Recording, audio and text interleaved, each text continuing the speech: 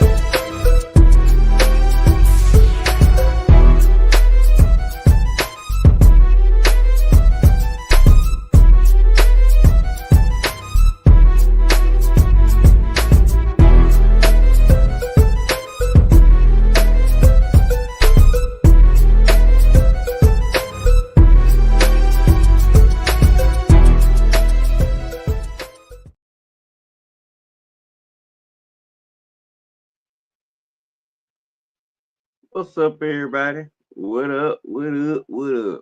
Welcome to episode 429 of the Red and Red Sports Show. Well, we got some things to talk about this week. Crowned a new NBA champion, our eighth in 8 years. We got to talk about the future of the loser. Parody of dynasties in the NBA, which is best. Bulls hiring a new leader. Some NFL talk. The Falcons minicamp begins. A little Braves talk, and we'll see what it's going to take us. Episode 429. It's about time. Let's go.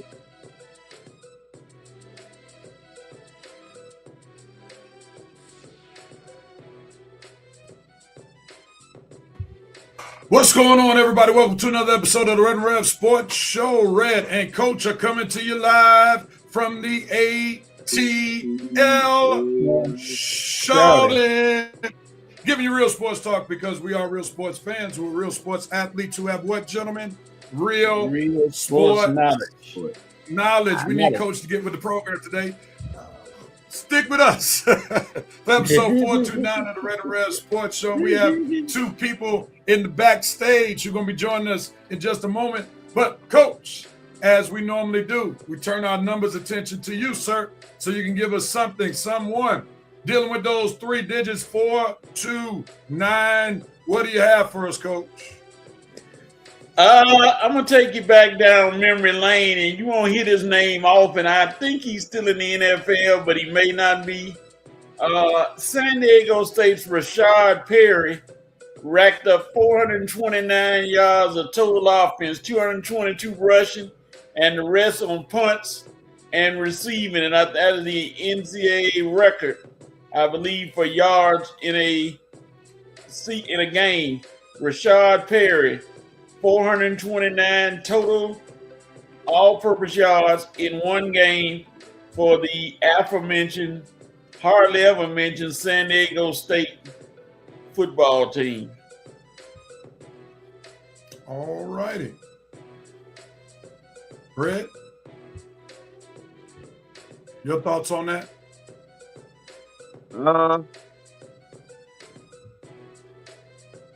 I think you're just being kind. Yeah. Now, Coach, give what year was that? That was 2017. 2017. All right, I tried to Google it. I saw about 4 or 5 different Rashard Perry. So I said, man, I give up. You gotta put an extra A in there. Rashad, Rashaad. Oh, okay. It's one of those urban Rashads. Yes, sir. Yeah. I got it. Urban legend. All right, let's go ahead, man. Welcome two guys who've been holding it down, especially in my absence. What's up, Ho? From Sports Round with Asa Brown. We got a full house today. Yeah. What's going on, gentlemen? Good morning. And to the proud husband over there, how you doing, sir? Glad to have you back. I'm good. You just messed me up right there, Ho. Because when you said proud husband, I had to look down. I don't have my wedding band on. So when y'all talk, I got to get my wedding band. But I am a proud husband. I am a proud husband. I'll show my hardware in just a second. Matter of fact, when one of y'all start talking about music, tell me Real, we don't want to have the first marital spat on Red and Rev. We don't want the doc coming out there. It's beyond the first one. It's beyond the first one. So we've already reached that feat. But we're good. We're real good. But nevertheless, man, welcome everybody to the Red and Rev Sports Show. We truly appreciate you. Thank you guys for holding it down. I don't think I've been on for a month. So I appreciate you all holding down. And again, thanks to Ho and Asa for joining us for episode 429 of the Red and Rev Sports Show. We want you to like and share. If you don't mind, like and share. And who knows, your like and share may lead somebody to become a part of one of the best sports nation on social media called the Revanite Nation. Let's see if anybody's representing the Revanite Nation. We got some interesting characters who have joined us on YouTube, so we're going to skip them today. But we're going to go right into the president. What's going on, Mr. President? Coming to you from the Red Cup Moonshine Mashup in Solo, Arkansas. All right, man. Stay safe in Arkansas. That's a red state now. Be safe there now. Won't you get in no trouble. The VP is in the building, ready to slam down the gavel. So we get another fire session of the Red and Rev Sports Show, Rev Night Nation. You know what to do in the worlds of Miles Lane. Let's get it on. All right. Is it Miles Lane or Mills Lane? Mills Lane.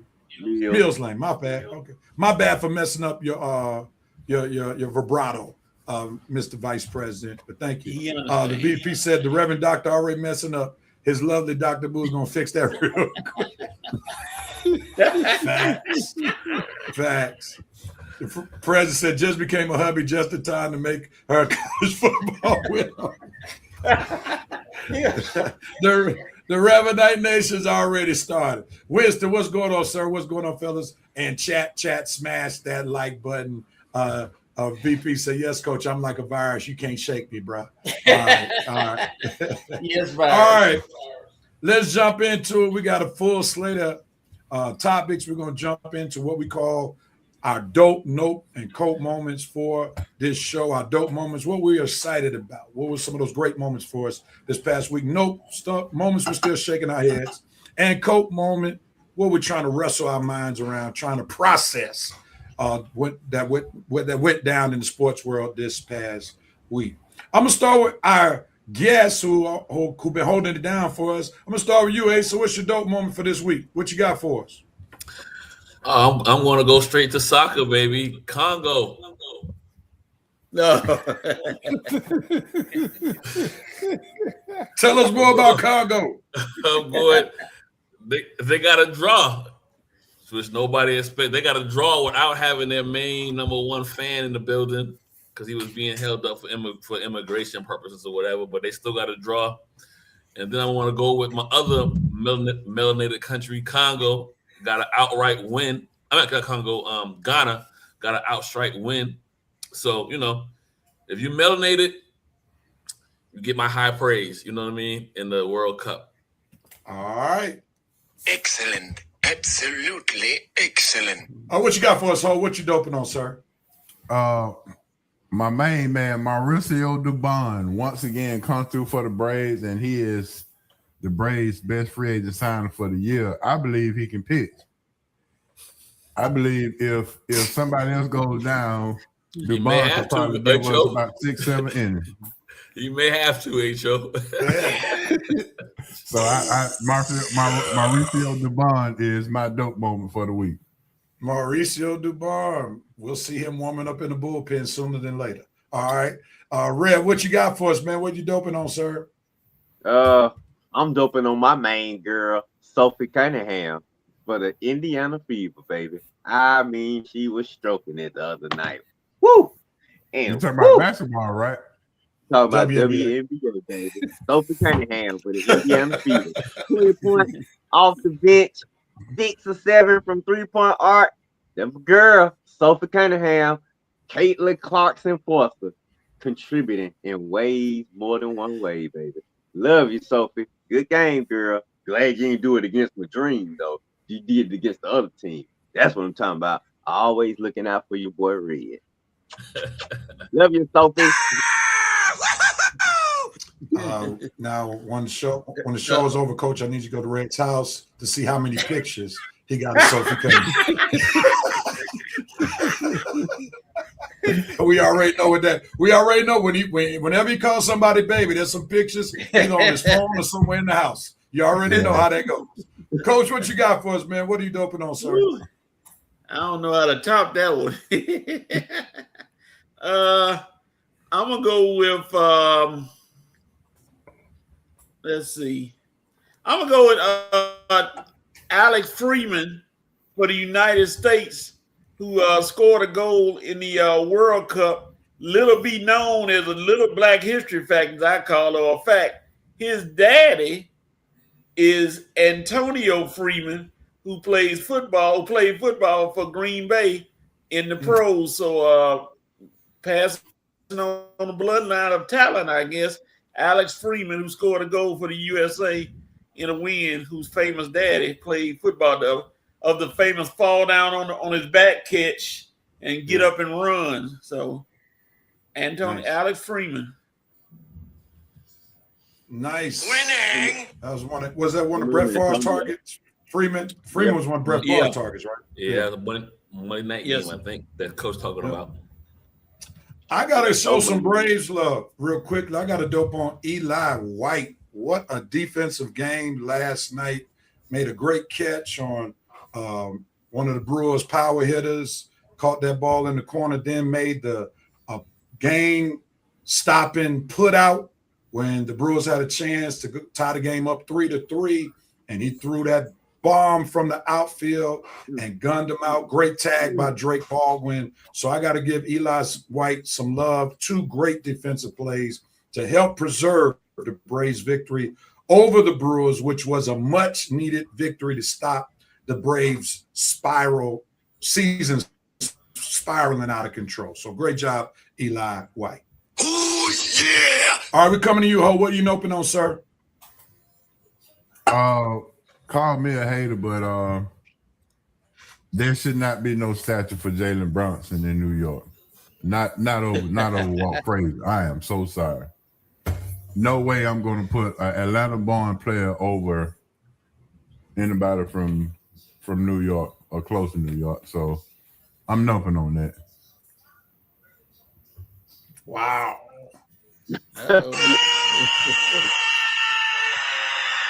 Red, what are you noping on? Wow, I thought I would be the only one that would be talking about the Knicks today. I'm keeping it in that same realm, but not so more on the Knicks side, more about somebody who almost ruined the Knicks party.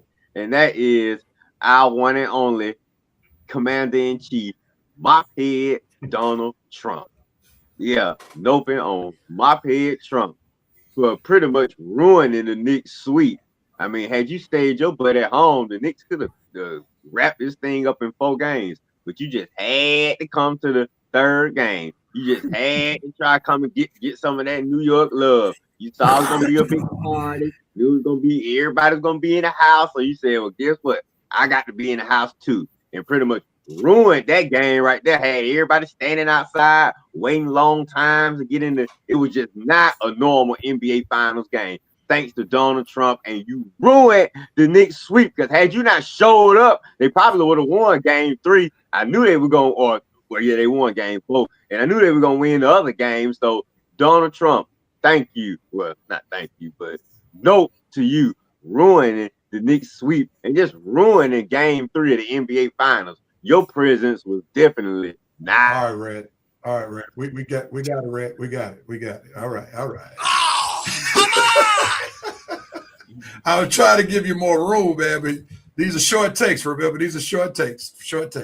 Coach, what are you noping on, sir? I'm noping on one Floyd Mayweather, boxing champion, a great boxer.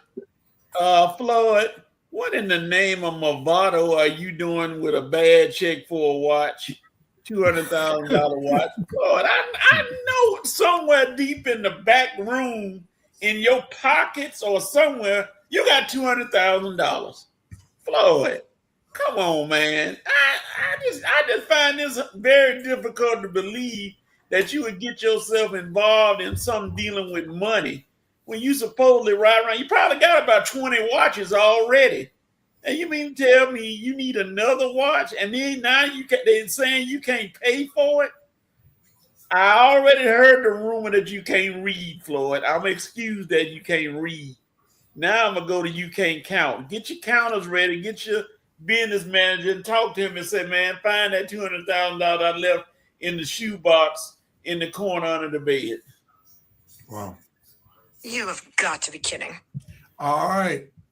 I got to move on to San Antonio Spurs. In all my years of playing basketball, coaching basketball, I have never in my life seen a team literally give 4 games away to lose a playoff series. I have never seen that in my entire life. And the Spurs ought to be ashamed of themselves for literally gift wrapping an NBA championship to the New York Knicks. Props to the Knicks for capitalizing on the Spurs' mistakes or, in quotes, inexperience. But Spurs, you got to do better. And I'm sure Popovich probably wanted to resume his duties as head coach, even though he ain't fully well after seeing that debacle. So I got a note on the Spurs. Oh, come on. All right, Asa, what are you noping on, sir? I'm gonna keep it in the spirit of soccer for one more take. My last one will be different. Qatar, you got all that money over there in the desert. You can't get beat 6-0 in football, soccer, whatever you want to call it. 6-0 is the equivalent of getting beat 59-0 in American football, 10-0 in baseball, straight sets in tennis. 6-0? Okay. You can't. They at least give you time to get one goal. 90 minutes, they give you time to get one goal, just one. Oh man. And the crazy thing was they were down to 9 players at one point in that game. That was just terrible. Just terrible. All right, Red, close this segment out. Start it out. What are you coping with? ESPN, you just keep hiring these wannabes, don't you? Just keep hiring these wannabes, and they just keep coming on there with these awful takes. Let's start with the latest wannabe. This Vincent Goodwill. I don't know where you found him from. This wannabe suave brother that's been on somewhere thieving. They found him under some rock. He's been on there for a few months talking NBA talk. So yeah, he thought he was all that. So now he thought he could come up with a wild, silly, asinine take as far as saying the NBA championship is a participation, nothing but a participation trophy. What's wrong with my voice today? Anyway, a participation trophy. Are you kidding me, Vincent Goodwill? A participation trophy. You want me to tell you what's a participation trophy? All you idiots and wannabes coming on First Take and Get Up every day. That's a participation trophy right there. Because most of you don't know what the world you're talking about, but they just keep letting you fools just come on pretending like y'all fitting in. That's the participation trophy right there, not the NBA championship. So remember that, moron, Vincent Goodwill, the latest wannabe that ESPN keep trying to replace Skip Bayless and other folks with.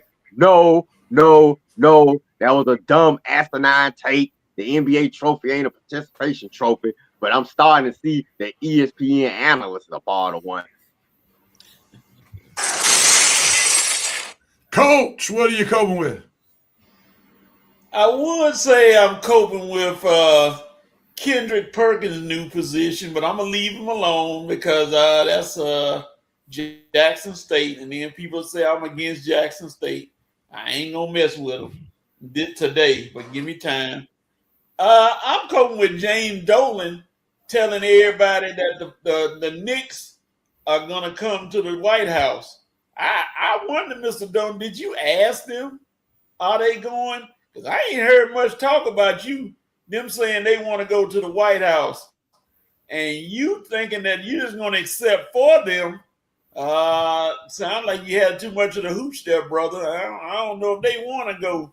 So I'm going to see how that works. And they don't want to go. You want them. You think they're going to go. You'll be the only one there. But we know you like President Trump. So moving on. We're going to see how that works out.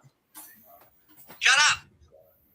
All right. I am coping with the fact that all summer long we're going to have to hear are the San Antonio Spurs going to keep De'Aaron Fox or trade him so that Dylan Harper can be the starting shooting guard. So I'm already gearing up to have to hear that all summer long going into the new NBA season because there's a great chance De'Aaron Fox is going to be right back on that roster, especially with that second apron that the NBA now has instituted because it's hard to trade players with these gigantic contracts now. So that's what I'm going to be coping with, not only this week, but for the whole NBA summer.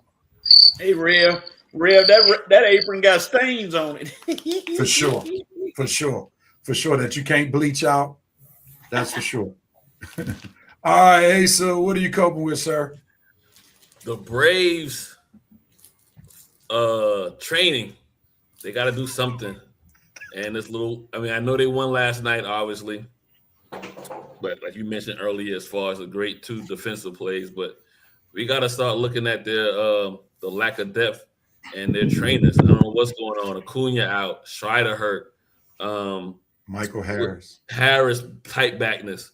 Like it's all happening at one time. So I'm coping with the Braves falling apart these last couple of weeks literally falling apart because their players are falling down. Nice take. Asa, that's the first time I heard that word, tight backness. Get a chiropractor, get somebody in there. You know what I mean? Order some back warmers. I don't know what's going on. And that's funny you stated that, man, because when Michael Harris went down, the kid who's not my son, that was something that I immediately thought about, man. I was like, what's up with this training staff? Like every time you turn around, Acuna comes back, and then he right back on the injury list. Strider comes for 2 weeks. He's on the injury list. Mike comes back. And the crazy thing was when Baldwin comes, the same game, Harris goes down. This is ridiculous, man. Absolutely ridiculous. Ho, what you got for us to end this segment? What are you coping with? Yeah, I'm coping with the Braves. This is the first time Double A is going to have so much pressure on him with all the injuries, and everybody that we're targeting has injury history. Yeah. So this is going to be the first time that Double A will have so much pressure with a 8 to 9 game lead going into the trade deadline. What can you do that will strengthen our team for the postseason and go injury free for the rest of the season? So that's what I'm coping with to see if Double A can mount up to the pressure and come through and find some depth without having injuries. Wow. No doubt about it. No doubt about it. All right, Reverend Knight Nation, we're coming to you. Hopefully you all got your dope, nope, and coke moments ready to share with us. We're coming to you right now. Let's see what we're working with. Mr. President says he's doping with Cape Verde coming through. The VP said, welcome back, Reverend Doctor. What up, Red? Coach Ho, Asa, the Red and Red Sports Show, Sports Roundtable, and DNA Sports. Representing, smash that like button and share with the world, no doubt. Winston doping on Kendrick Perkins becoming GM of JSU. That's Jackson State University. That coach was trying to hate on Sly men's basketball team. The VP is doping on Mike Brown joining a nice exclusive collective Black NBA coaches who have coached their team to a chip, joining Bill Russell, Al Addles, Lenny Wilkins, Casey Jones, Doc Rivers, and Tyrone Lou. Congrats, bro. Juneteenth excellence. Wonderful take. Right, I bet you most of us will get get Doc Rivers wrong. We get Doc Rivers wrong all day. I forgot he got one. Yeah, for sure with the Celtics. Yep. Winston Thornton says, nope, Floyd Weather sending bad checks, playing off coaches. VP said, that statue of Jalen Branson is going to be shorter than the Oscar Academy Award. The president is doping on the Knicks getting their chip. Winston coping with Knicks fan collapse on top of an awning from who knows what he took. That's for sure.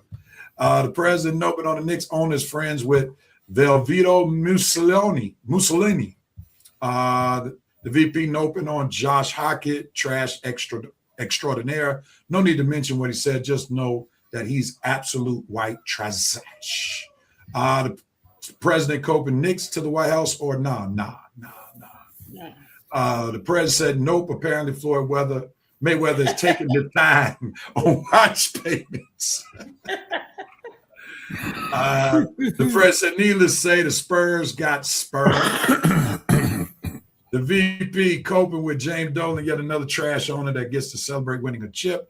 Even though you and the likes of Dan Gilbert don't deserve a championship in your coffers, the players won in spite of it. The president opened on the WWF match on the White House lawn, featuring a nice remark from Tamu Macho Man Randy Savage. The VP double doping on Carolina Hurricanes winning the Lord Stanley Cup. I'm going to head to Raleigh and bring the cup to Atlanta so that we can use that to collect coach's tears after his Vegas playing second fiddle in the championship game. Oh, Lord. I didn't know. Since I've been gone, y'all been raising up the standard for hockey, huh? Okay. I didn't know that was a thing around here. Okay, cool. Well, Lord Stanley want to stay in the United States. He passport must have got rejected or whatever because he ain't been over across the border in like what age? 30 years. Yeah, since '93, I think. Yeah, he been living in the south part of the U.S. For sure. And who would ever thought Southern states winning Stanley Cups? Yeah. That's crazy. Yeah. The VP said tight backness is the new medical term used in the ghetto chiropractic industry. Oh, shoot. Maurice Thor, good morning to you. The Prime Minister is here. Glad to have you, sir. The President's coach. I get that Spike Lee is a Knicks super fan, but hold off on the talk on giving him a ring. Otherwise, Jack Nicholson would have a boatload, or Coach would have had a nice collection to go along with his souvenir program from the NFL World Championship game. Coach, you at that game, Coach? You I at have that no game, comment. Coach? No. Oh, man. The VP last take from Reverend Knight Nate said, I hope that the JSU men's basketball team hires a translator. The team won't be able to understand anything that Bushmouth will be talking about. Lord have mercy. Y'all get off Kendrick Perkins, man. He's doing his thing. All right. Thank you, Reverend Knight Nation, for blessing us with your comments. You all add a great deal to what we do here on the Red and Rev Sports Show. Let's keep this train going. We're talking some more basketball. You know how we do it. Let's go right into this NBA Finals recap. Just initial thoughts. We're a week after the series. The series ended last Saturday night in San Antonio. The New York Knicks win the series 4-1. We witnessed an epic collapse of the San Antonio Spurs. I'm going to start with you, Red, real quickly. And remember, gentlemen, we got 5 people on the panel. So let's realize we can't talk all day long, okay? Let's move forward. Red, what you got with the finals recap?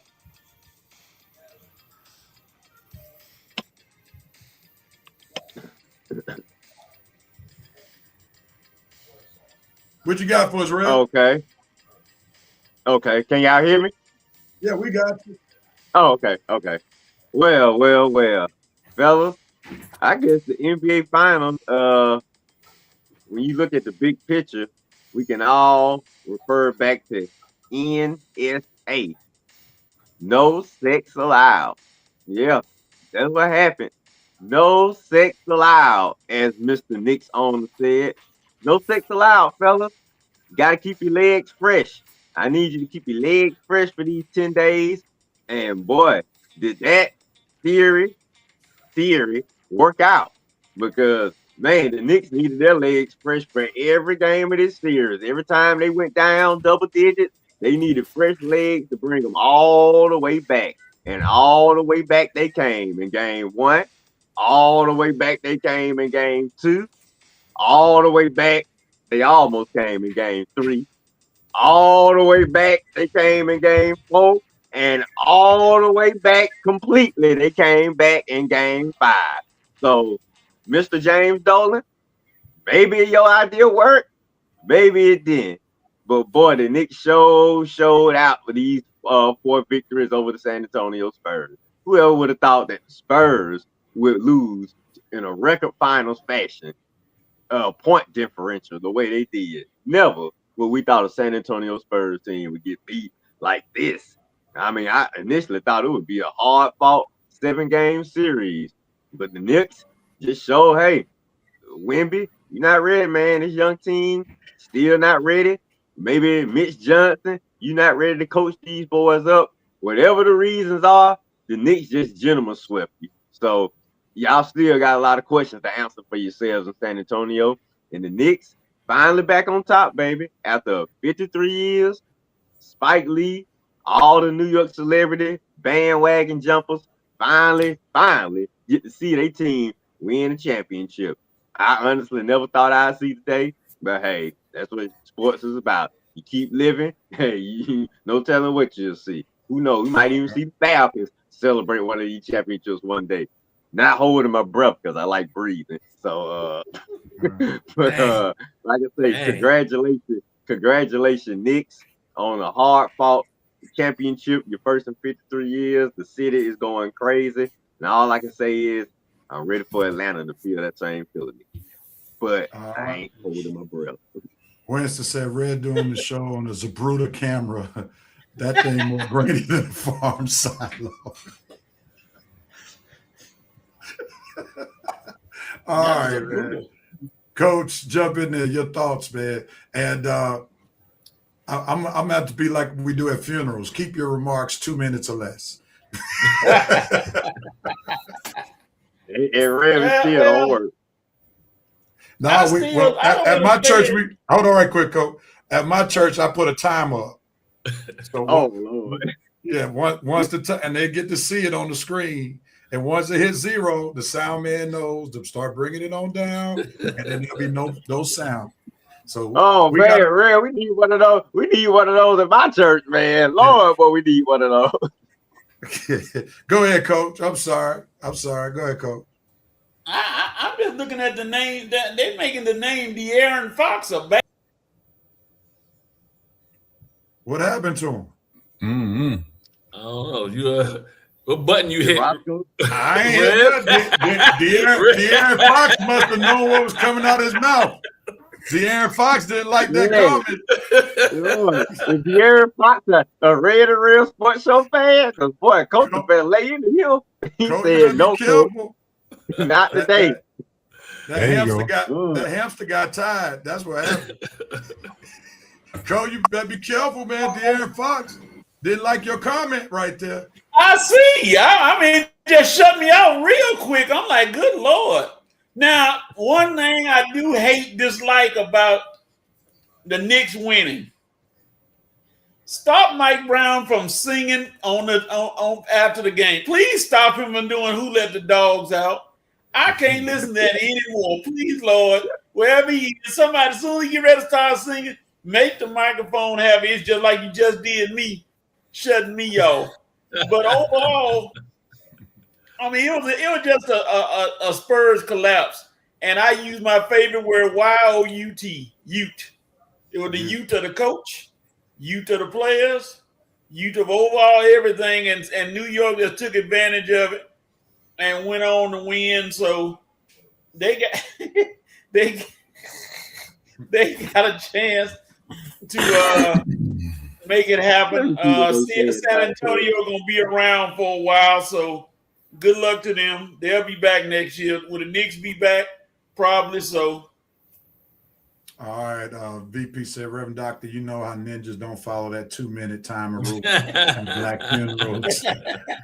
Maurice Thor said, to see the Knicks win the way they did was remarkable. They got their payback against the Spurs, and Mike Brown will forever be one of the kings of New York City. Salute, that's for sure. VP said Thanos must have snapped his finger. Reverend Doctor got all of the Infinity Stones and snap. Winston said, Rev, out here having drive-through funerals with the timer. Coach got to add more foil to his antenna, said the president. Atlanta's championship dream arrested in the hopes of the Georgia Swarm, not the lacrosse team. Lord, the lacrosse team, yeah. God mighty. Hey, so what you got for us with this NBA Finals recap, man? I looked real quick. I didn't realize how old Spike Lee was. He's 69. So we actually did see a once-in-a-lifetime situation with the New York Knicks winning the championship. I don't think they'll be there next year just because it's hard the way parity is in the NBA now to repeat. Plus, you got some of the other teams like the Celtics, you know, getting all their players back. Dare I say the Hawks? It depends on what they may do this year in the draft. Could be ready for next year, for next year as well. Hey, you can say no to the Hawks, but they're the only team that beat them twice, the Knicks, in all of the playoffs. So you know what I mean. I put a little corner in there for the Hawks on that. But one time for the Knicks, though, man, they made the right move. Everybody second-guessed them last year on firing Thibodeau and picking up Mike Brown. But it seemed to work for him because Mike Brown used that whole bench throughout the season and then turned on his turned it on with the star players for the playoff run. So hats off to the Knicks. For the Spurs, we laugh about De'Aaron Fox though, coach. They got to do something with De'Aaron Fox though. And I know it's hard to get rid of a player because of the way the apron is and all the money being spent to him. But they got to do something because them young boys have spoken and they weren't happy with the coaching, which can be fixed. And they weren't happy with De'Aaron Fox, which I don't know that he can be fixed. So we'll see. Cage match. Ho, jump in there. What you got, Ho? I'm not gonna be long, but Scott Foster need to be investigated. I mean, Yeah, Ho go, boy. listen, as soon as I saw him walk out, I turned LM in. I was like, then I turned back and I was like, okay, they up.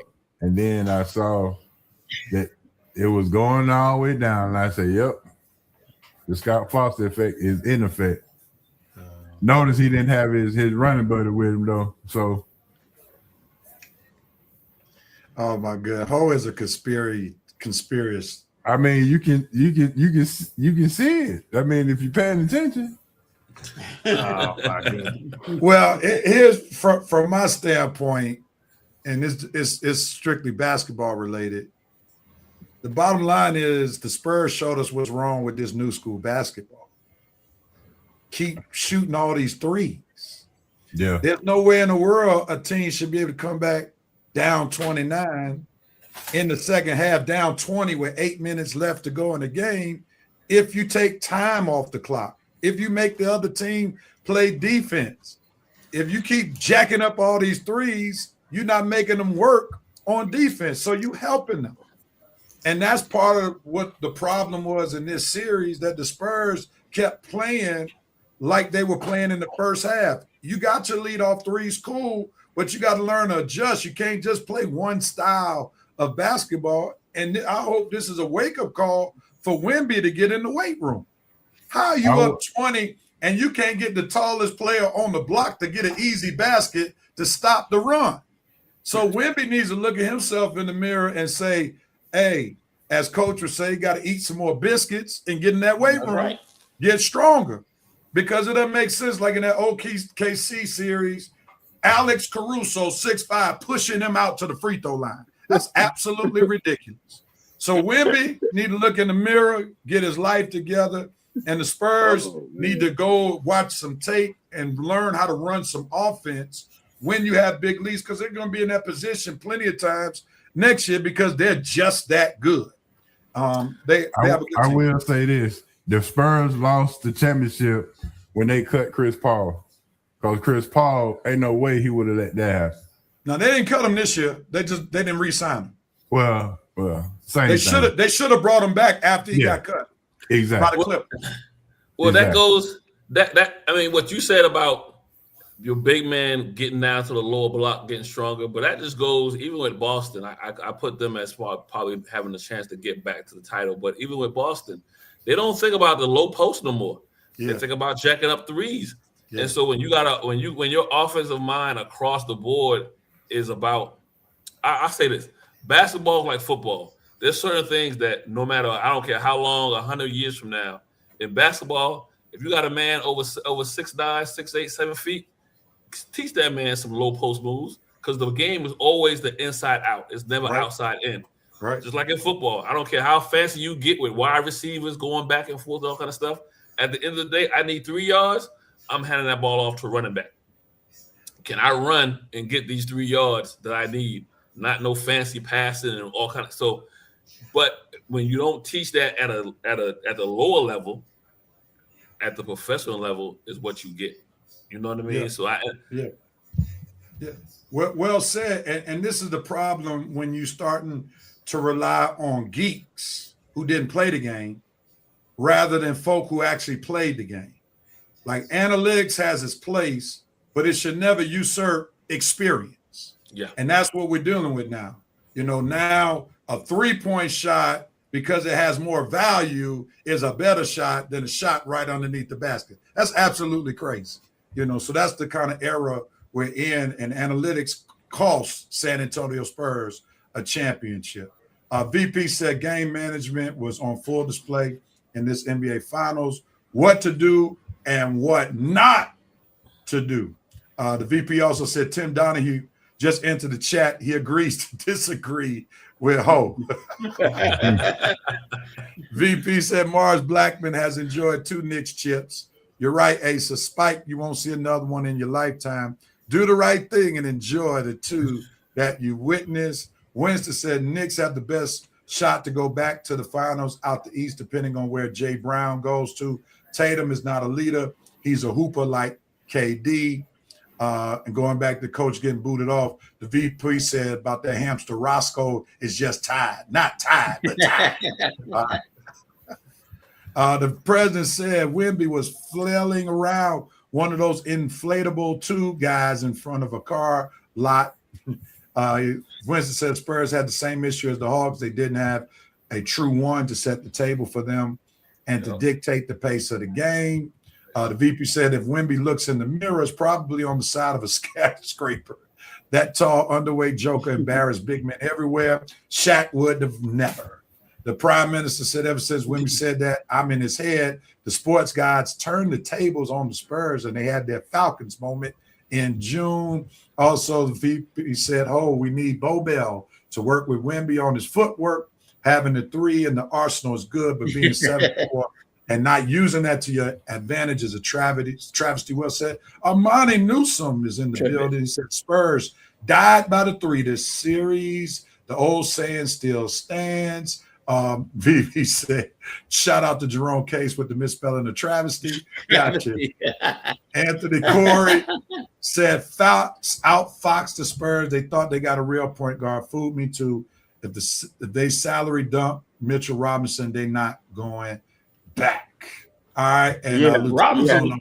Fox, who Anthony Corey wanted to trade for. That Fox, you moron. Fox is a good player. He's just not a leader. And I think this, like when you start paying people $40 and $50 million, I like it, their talent, but you got to have some leadership skill to go with that 40 and 50 million. They just keep maxing out all these players with these contracts, thinking that all of a sudden they're gonna play like they get paid. No, they still a bunch of punks. They still a bunch of weak-minded players. You only got a few true leaders in the NBA, and half these guys you paying 40, 50, some of them even 60 million too. Ain't leading teams nowhere. Right. They're just paying for talent, not leadership, and that's going to backfire. It's just like it's starting to backfire with the San Antonio Spurs. Fox is a talent. He's not a leader.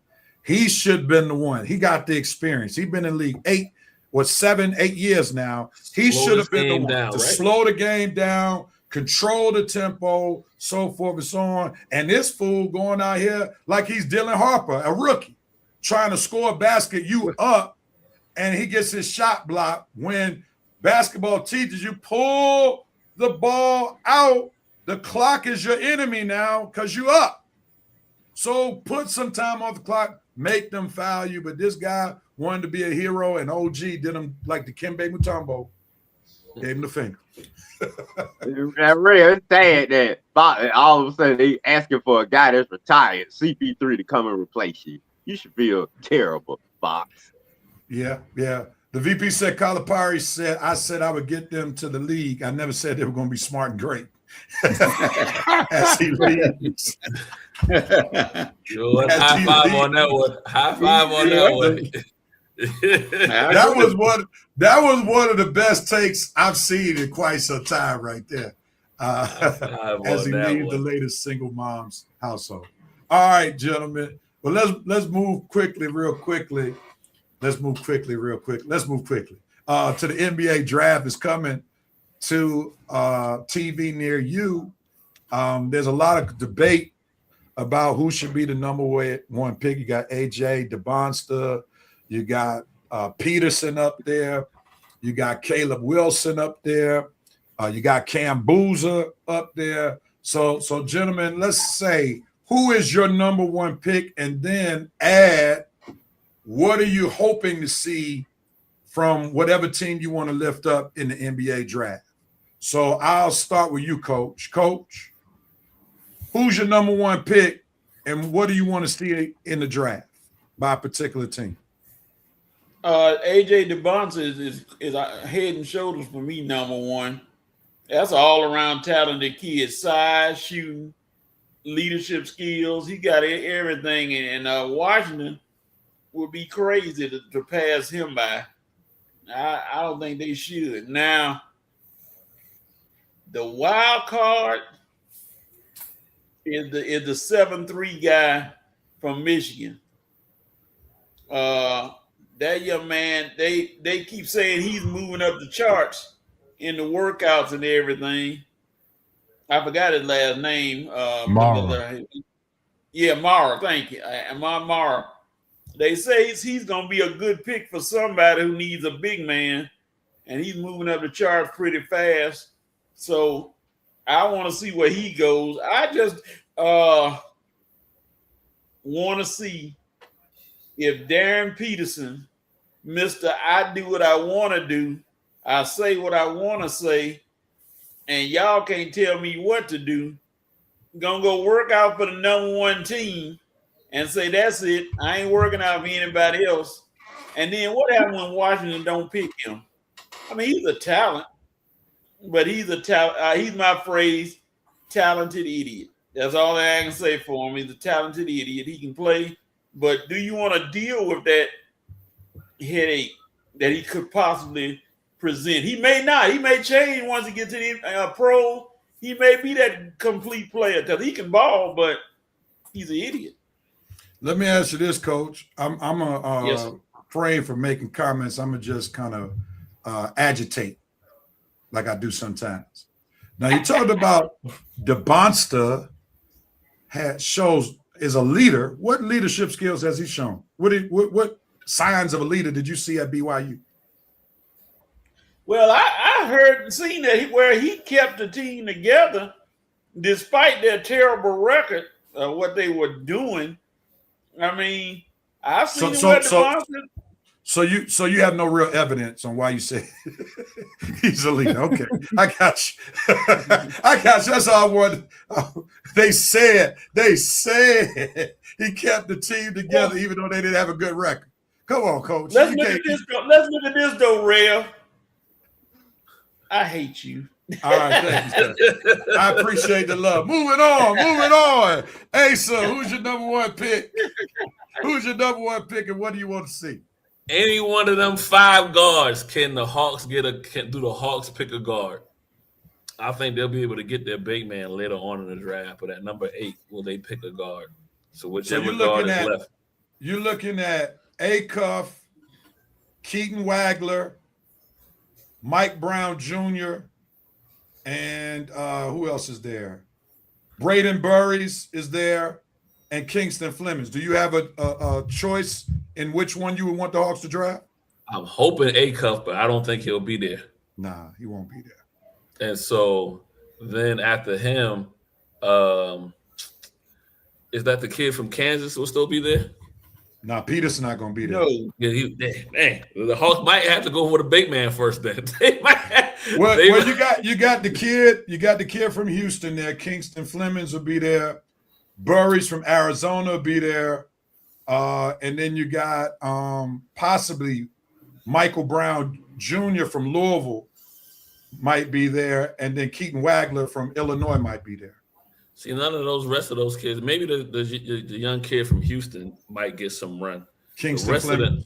The rest of them is I won't say a project, but they won't get any run this year. It'll be next year. You know what I mean? So I want them to be able to get a guard that they'll get almost run immediately. But if those 2 guys are gone, then I'm looking for. Then I might turn my attention to a big man. So who's your number one pick? What the Hawks gonna do? They gonna pick a guard. No. I'm talking about the overall number one pick. Oh, I like the kid out of BYU, even though I don't think he'll go number 1. All right, the VP is agreeing with you, Coach, being the number one pick. The president said Ray Ford DeBarge declined his option with the Wizards and will become a free agent. Where is he going for how much? Anthony Corey said the Hawks need to draft a center at 8, nothing more nothing less. Mara is our guy. I do not want to see that. I do not want to see that. I see John Koncak all over him. I do not want that, man. I do not want that. Not at all. Not at all. Not at all. I mean, if you're not international, I don't want you as a center, a white center. If you're American, I need you to be athletic as a center.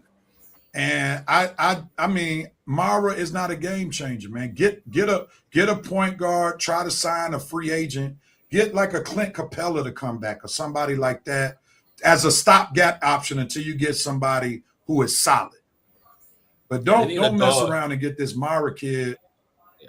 They need a point guard. Go ahead, Coach, with your Baptist finger. Yeah, AJ DeBance, I'm reading now. He's widely considered a leader.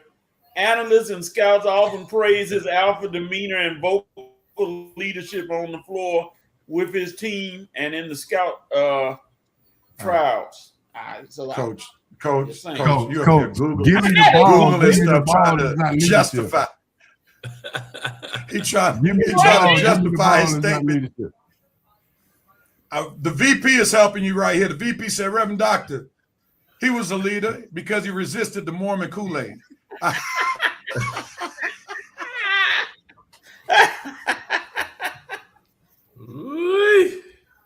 Oh, man.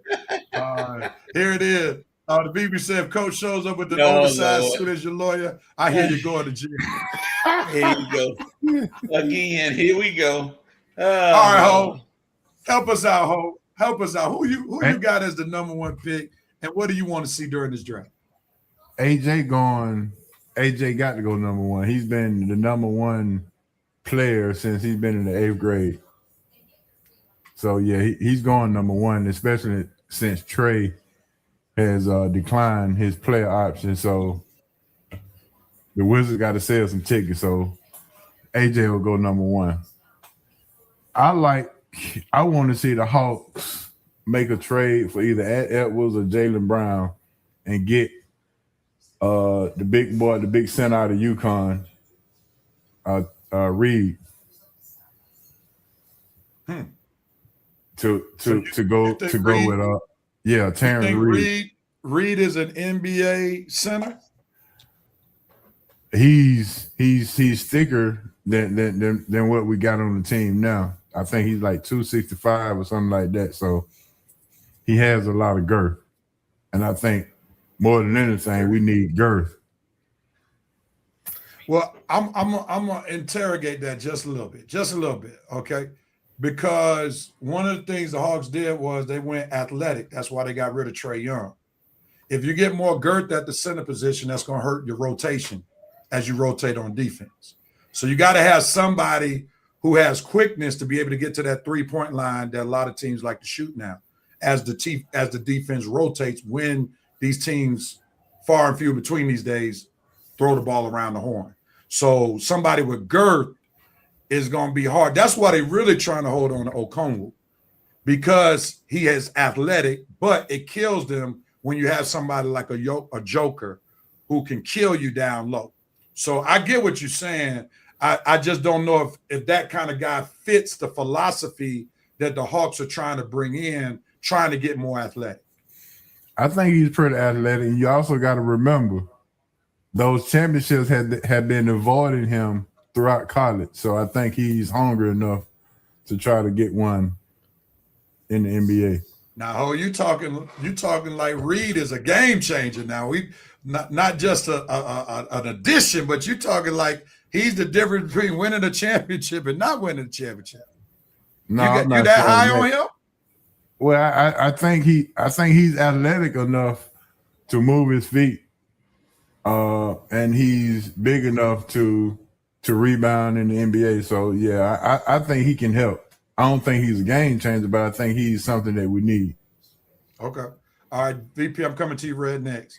This draft is PG Rich. VP said, Wednesday said Hawks need a big man, can't keep kicking that ball down the road. You have plenty of guards as is. Play with it if you won't end up in the same situation from this postseason to next. Chris Moore said, Coach, got to know your coach. Horace, Coach's brother. What's up, Horace? If life was fair, Peterson would get the Shedeur Sanders treatment because he's been a real head case at Kansas. The VP said, I hope the era of great PGs will be rekindled with these kiddos. Corey, and of course, said, DJ, that's not how you spell his last name, but we know who you're talking about. I think, by the way, the Hawks don't need a point guard at 8. You're stretching for a project. The VP said, facts, Reverend Doctor, you need a Euro center that has fundamentals because our big men are trash, to say the least. The VP said, Coach just submitted that to WAP.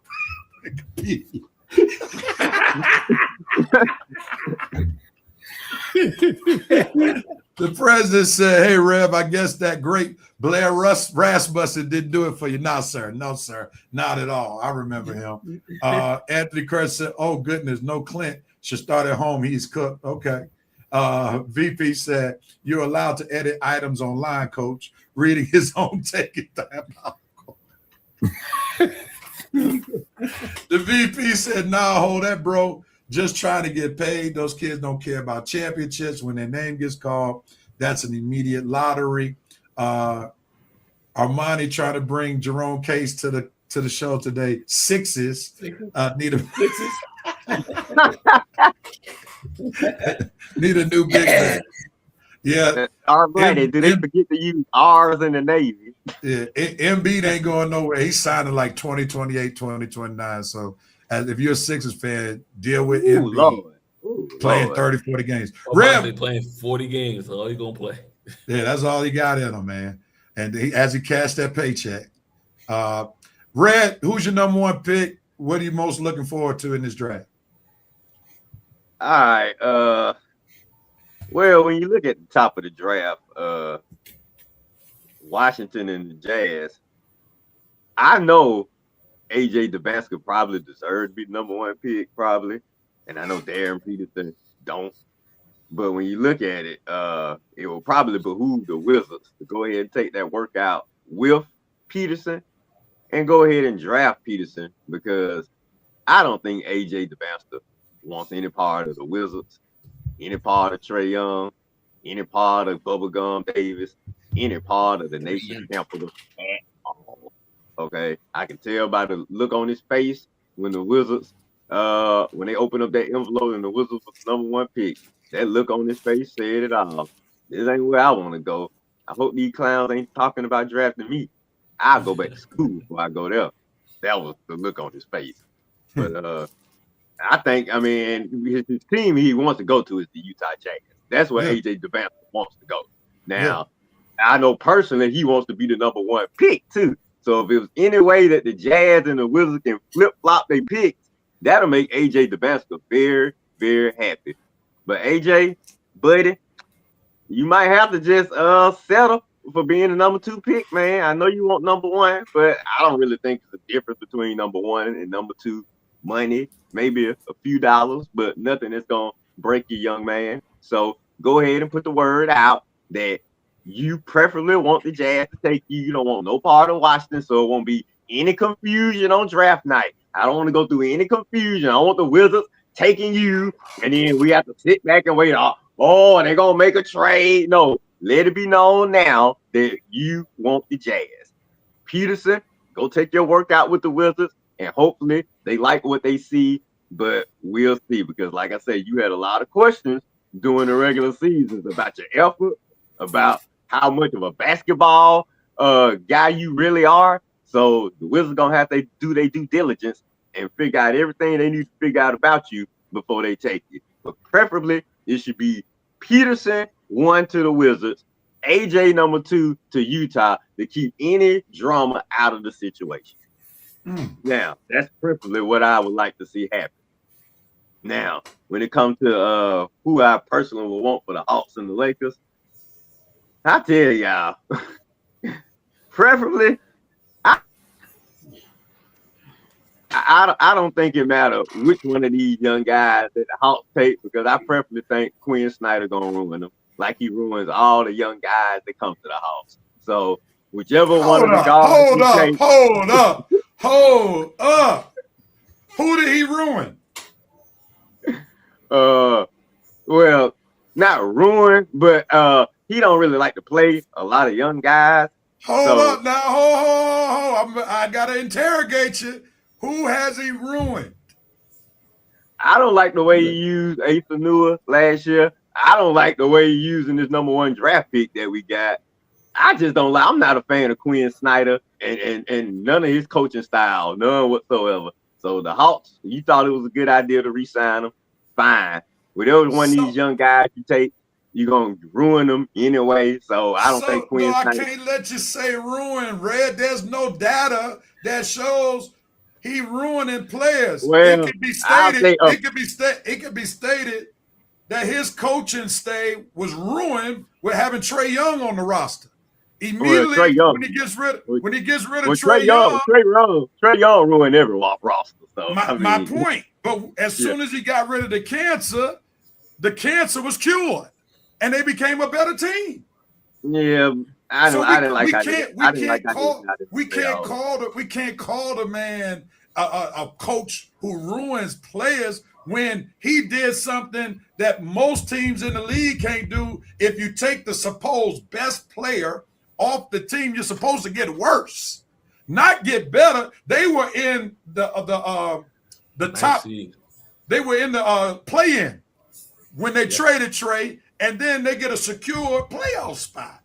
So this narrative about Quinn Snyder, at least with the Hawks, is not fair to Quinn, because when he finally got a roster that he could work with, where he got 5 guys who like to play defense, when they no longer had to build a roster to try to put stopgap options to keep it together because Trae Young is a defensive liability, dude did his thing. Come on, man. We can't be loose with Quinn Snyder on here. If you don't like him, just say that. But that's what I said. I said I don't like him. But you can't say he's ruining players. That's not fair. There's no doubt. Well, I don't like the way he used Asa and Zach and some of these other young guys, but we'll see. We'll see if he helps the guy. So you came in the season. I want to hear this correctly. You came in the season like, Asa Newell gonna be a baller for the Hawks as a rookie. Well, I like the pick. Well, first of all, I don't like his name being used in this whole conversation. No. Long as the people know you're talking about Asa Newell, not Asa Brown, I'm good. I know you got it. What did he do at Georgia that made you think he gonna be a star? Oh no, I just wanted to see him play. I don't know, because Quinn is playing. How about hey Red, I guarantee you'll get to see him play a lot in summer league. All right. I thought they would be able to use his big body more this year. I don't like the way he uses Asa. I don't like the way he uses Zach Ricochet. I just don't like the way he uses a lot of the young players. I mean, Zach, can we be honest? Ricochet is a bust right now. Let's be honest about Ricochet. Well, we wouldn't know if Quinn don't play him. So we're not gonna give Quinn credit for Jalen Johnson's development. Nah. So I was gonna say people give Quinn a hard time, but people forget when Quinn was coaching in the Western Conference, he kept Utah. He kept Utah as a 5th seed. Yes. In a stacked Western Conference, he kept them as a 5th seed. So I expected him to get the Hawks to the 6th or the 5th seed with no problem. But to your point, he finally got some players. They made some moves in the middle of the season. So those guys that we saw in the playoffs finally getting trounced by the Knicks hadn't played together as a full team, but for 3 or 4 weeks. Right. They didn't even have a preseason to play together. You give this man a full summer preseason, then we can truly evaluate what he's going to do. But the man in a short sample size did something that Atlanta coaches haven't done recently. Made the team relevant. This is the most the Hawks have been talked about since they had that run when they went to the Eastern Conference Finals. Nobody has taken the Hawks seriously.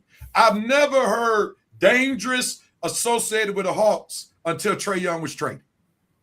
And now you are seeing people looking at the Hawks, and they say if they trade for Jaylen Brown, the Hawks really may make some noise now.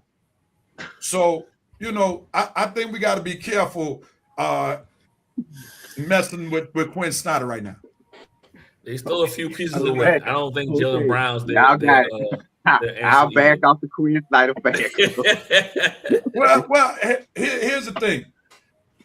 If somehow the contrast can match, so I don't think there's anybody who would disagree. You would rather have Brown than Ricochet. Yeah. Oh yeah. For what they got, yeah. All right. So if you put Jalen Brown at the 3 and take Ricochet out, you try to tell me you don't like that combination of Brown and Jalen Johnson with Walker Scott? We not on to something? With Dyson Daniels? Yeah. We on to something right there. Because you got wings that can defend with Jalen Brown and Dyson Daniels. Well, we own to something in the imagination, but it actually has to happen. Well, we've seen we got a sample size of seeing something. Asa brought up the fact earlier that the Hawks were the only team to beat the Knicks twice in the playoffs. Now you try to tell me the Hawks can't either get an extra game or even beat the Knicks if you add Jalen Brown to the equation? Not if it's not in the script. They for sure beat the Cleveland Cavaliers in the first round, and then we talking second round, and who knows what happens, right? For sure. We got a better hopes for them with a Jalen Brown than we do with this current team. Yeah. So I agree with that. Jalen Brown, let him replace Yellow Johnson. Yeah. Yeah. All right. Ricochet is a bust only because he is the number 1 pick. If he was the number 8 pick, then we won't be talking about him as bad. I hate for us to get rid of the kid and he go to another team and show out. Well, the thing is, the problem is like he has no dog in him. Number 1, right? That's something you can't coach. You either got it or you don't have it. We haven't seen him be a consistent shooter yet. He reminds me of a more athletic Kevin Huerter. That's what he reminds me of. A more athletic, like we thought Kevin Huerter was going to be like this Klay Thompson type guy, right? That never materialized. Trying to be the Atlanta Warriors for those Warriors, right. When they got Trey, Huerter, and then that dude was supposed to be Draymond, who's now out the league, the lefty guy, big guy, husky guy. But like Collins. No, it wasn't Collins. It was some other guy. What school did he go to? I can't remember. Did he go to UConn? I think he played for UConn. But anyway, he's irrelevant because we can't even remember who he is. But the reality is the Hawks are in the best position that they've been in a long, long time. And all they got to do is get somebody who can be the true number 1 and let Jalen Johnson be number 2. Because Jalen doesn't have the number 1 go for Jalen Johnson and just trade the pick and just get Jalen Brown and trade the 8th pick. I would rather if a number 1 is there, I would rather get a proven commodity than trying to get somebody younger. Because whoever you draft is not going to usurp Jalen Johnson.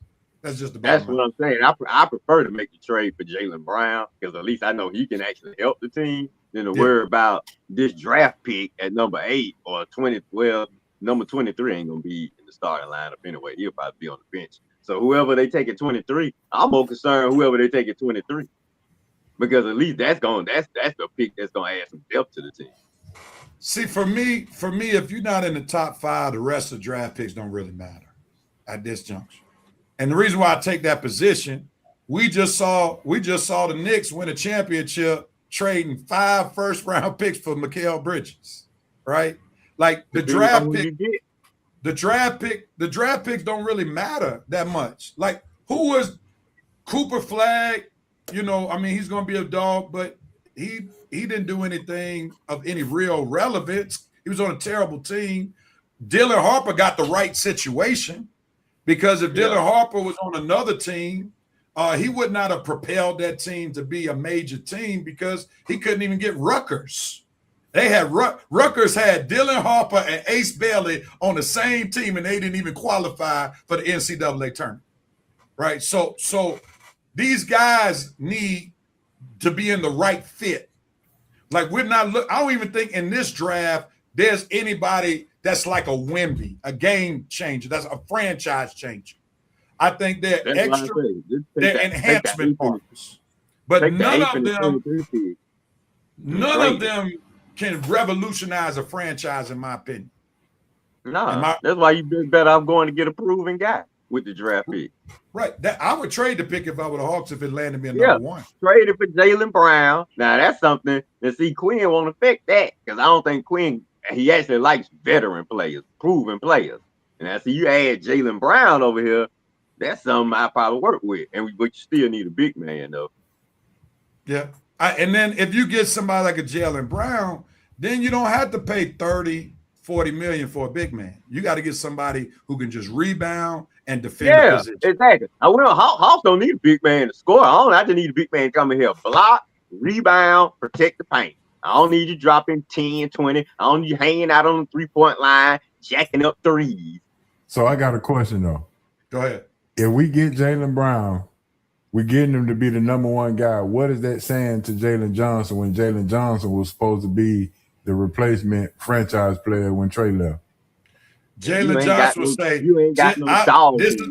This is my honest belief. You want to know what Jalen Johnson would say? Thank you, Jesus, for taking that pressure off me. Exactly. He don't want that. He don't want that pressure on him, Paul. I agree, but you know, will it does something for his psyche? Does it kill his company? It will help his psyche. No, it will help him. Because as long as he has somebody better than him, it's going to help expand his game. Mm-hmm. Like he think about it. So he becomes the Scottie Pippen of the Hawks. He could be. Yes, sir. Yeah. Like Scottie didn't enjoy being number one. No. You see, he cried like a baby when Phil Jackson ran that play for Tony Kukoc. Exactly. Took his shoes off. I ain't going back in the game. Okay. We're gonna give Michael Jordan out of retirement then. Yeah. Everybody can't be number one. It's a certain mentality that you got to have as a number one. And Jalen Johnson, great talent. He doesn't have that mindset. He doesn't have that leadership ability. Right? So he needs somebody who can take him who can put them under his wing, take them under their wings to make him a better player. Yeah, Jalen Johnson would be a better Robin than he would ever be as a Batman. There you go. See, real, we came back on the same page eventually. We got back. It took us a minute. We had to go all around the circle, but we got back on the same page. We had to do that as long as you kept. Here it is in my Will Smith. Keep Quinn Snyder out your mouth. Well, yeah, like I say, if I needed the young guys, I think Quinn is great with the proven vets, as you say, as when we got rid of Trey and we got the proven vet CJ up in here, and then like you say, he took off, he left him straight. Quinn works better to me with proven players than with young players. That's the point I was trying to make. Let me. Yeah, if the Hawks can manage to get AJ DeManson, they'll get a leader. I'm telling you. Let me go and say what Anthony Corey had to say. Anthony Corey said a Jaylen Brown trade does nothing if they do not get a center. He says CJ did well, but they shut him down. Jalen didn't step up. Omari Spellman. That was his name. Omari Spellman. Thank you, Anthony. Rev, this is the same clown that wanted to trade for De'Aaron Fox. His comments are irrelevant. You have lost your credibility, Anthony Corey. Don't come in here and try to come with that professor talk now after you've been exposed for that De'Aaron Fox idiotic trade proposal you had. Lord Emma. Armani said Hawks need to trade that 8th pick to get Brown. Winston said if the Hawks get Brown, Gifford would be the perfect fit for this team. Okay, yeah, I like that. I agree with that. Yeah, that's a good one for Dallas right now. Yeah. I thought the Hawks get Brown because they are the third team that the Boston would need to come in. Yeah, for Giannis. For Giannis. Yeah. So They don't, so they could get Brown and still wind up having the 8th and 23rd pick. I think That'd be that pick is going to be gone from the scenarios I saw. Okay, The 8th, because that's the collateral. The collateral they would have to give up That they would have to get Brown. Okay, Yeah. I'm with you. All right. Yeah. VP said them you picks. VP said you have to be that dog to be Batman. Gotham City doesn't send the Robin signal when crime shows up. They send the bat signal. What would the Robin signal look like anyway, bitch? Armani said once again, Rev had to be the voice of reason. Red came on board, seen this movie several times. Armani, if you don't take your name off of the fucking work, get on that for you get taken up like Under Siege over here talking trash. You still owe us for Let's see. Winston said this, and we're gonna move on. I skipped some of your comments because there was a lot of them, and we got it. Some of them will happen about 15 minutes ago.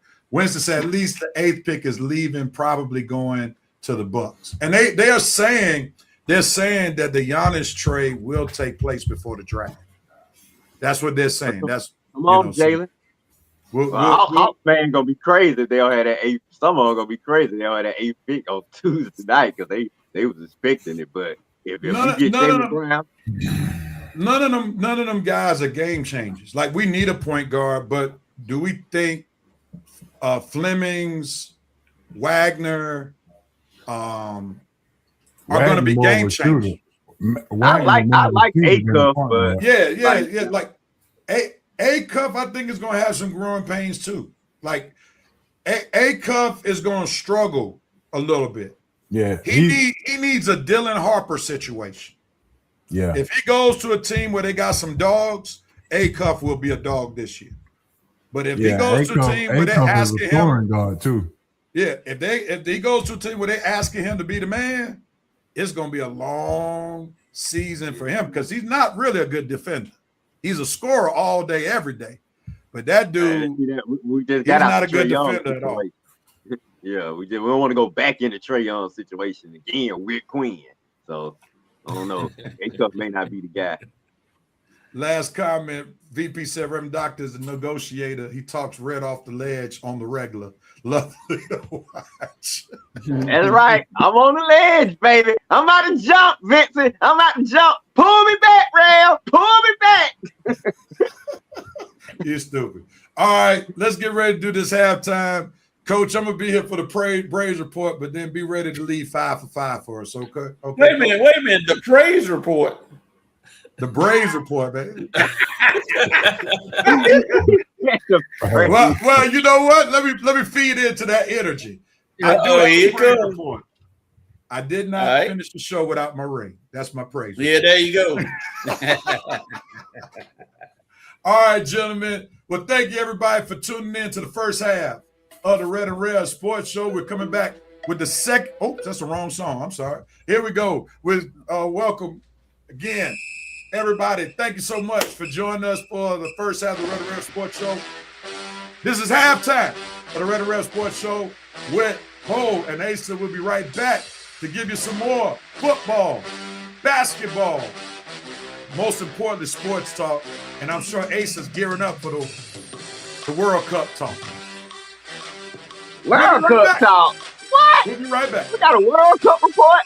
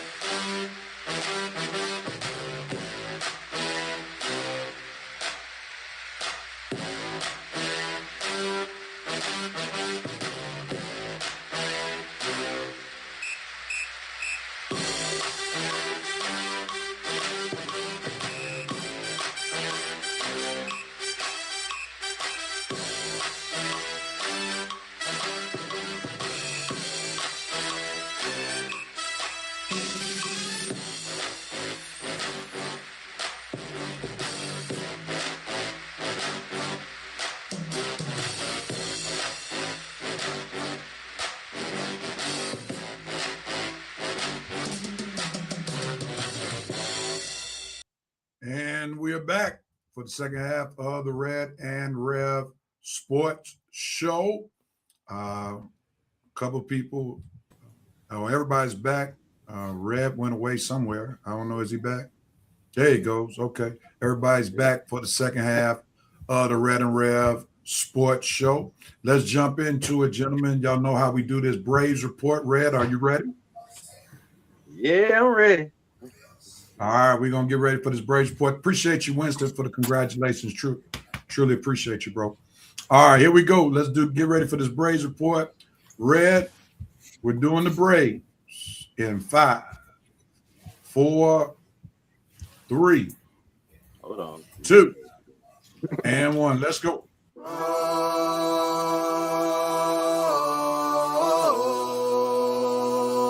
It's game time.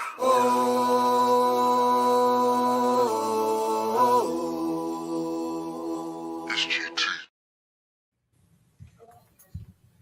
All right, Brave. I'll give you a little whole chop for this week, man.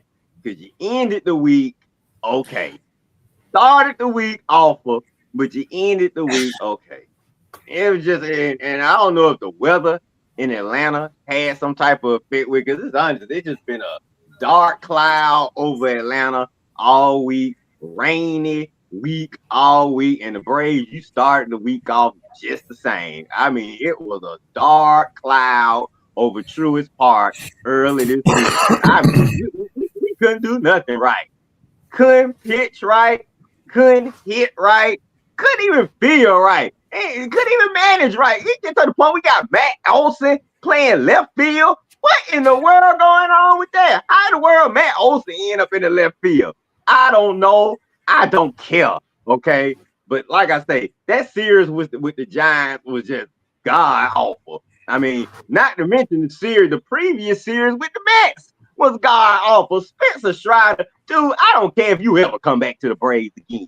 I don't care if I ever see you pitch in the Braves uniform again. I am so done with you, man. Whatever your future is, it is. I don't care if it's in a Braves uniform. I don't care if it's in another uniform. I don't care if you the doggone supervisor at Walmart in the next 5 years. I wouldn't care, okay? And like my fella said earlier, I don't know what's going on with the Braves physical trainers. Do we have the worst physical trainers in MLB? One man come back, another man go down. He come back, somebody else go down. Acuna talking about he want $200, $300 million. Clown, please. You can't even stay on the field for 200, 300 days consecutively. You ain't getting that. You boy Braves, you be plumb fools for paying that clown that money. I told Coach Rev this, and I'm going to tell Howard Ace this. 7 years, 175, $25 million a season. And I'm only paying you for your accolades before. $25 million a season. That's it. Nothing more, nothing less for the next 7 years to age 35. Take it or leave it. And if you leave it, I'm trading you. So, like I say, but anyway, let me get off all the negative news. Let's talk about some positive stuff. Some positive stuff this week. Braves got rained out Thursday night. Before I smelled the Giants sweep, so we can avoid that. Thankfully, avoided our 4th straight loss. Thankfully, had Thursday the day off, and the weather got a little bit better. You look outside, you can actually see the sun now. Braves had a tough one with Milwaukee last night, facing one of the best young arms in the game today, Jacob Misiorowski. Hey, got the kid for 2 runs. It was a hard-fought 2 runs, but we got him for 2 runs. Got him out the game, added a 3rd insurance run. Like Rev said before, had some top-notch defense from Eli White. That throw he threw to Drake Baldwin, the nail buddy at the plate, that was probably one of the best throws since Acuna's throw from right field, the nail buddy at 3rd base. So great defense, Braves. Juan Perez, good pitching, good solid pitching, buddy. Bullpen, solid, even though Robert Suarez, you kind of scared us a little bit in the 8th inning, man. But and really in the 9th inning, it places you too. But the fact is, we came through, we got the win. Not gonna poo-poo how we got it. We got it. Took that monkey off our back. Hopefully, we took it. The dark cloud is moving away from Truist, and hopefully, we can get back to some Braves baseball, man. Because these last couple of weeks have just not been it. Since the month of June, it just ain't been it. But that's why I say that's why you start off hot like we did. So when you get to these lows and you get to these slumps, it ain't killing you. I look at the division. Braves still got a 7.5 game lead. So hey, still the best record in the National League, maybe in baseball. Still top 5 in the pitching categories. Still top 10 in the offensive categories. So even with the slump, Braves ain't fall too far back. So like everybody said, HO definitely. AA, you got to get on the ball, but you have definitely got to make some moves to keep this train going because we are too close to making another run, and we can't afford to have it fall off for neglecting the pitching staff and just overall BS that we've been dealing with these injuries. So AA, get on the ball. I like the Joey Bart move that you got from the Pirates. Keep dealing, buddy. Keep making as many moves as you can. So we are satisfied with this rotation going into the playoffs because we got another chance at a ring, and I don't want to blow it because our general manager has neglected our pitching staff. Quick point of order, Red. Just we're now the second best team. The Dodgers have the best record in the major leagues now. Oh, Dodgers. We're still up there, but the Dodgers up there. Ho, you got any comments that you want to add?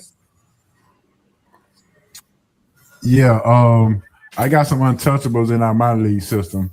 Cam Caminetti, Eric Hickman, Hartman, Eric Hartman, yeah.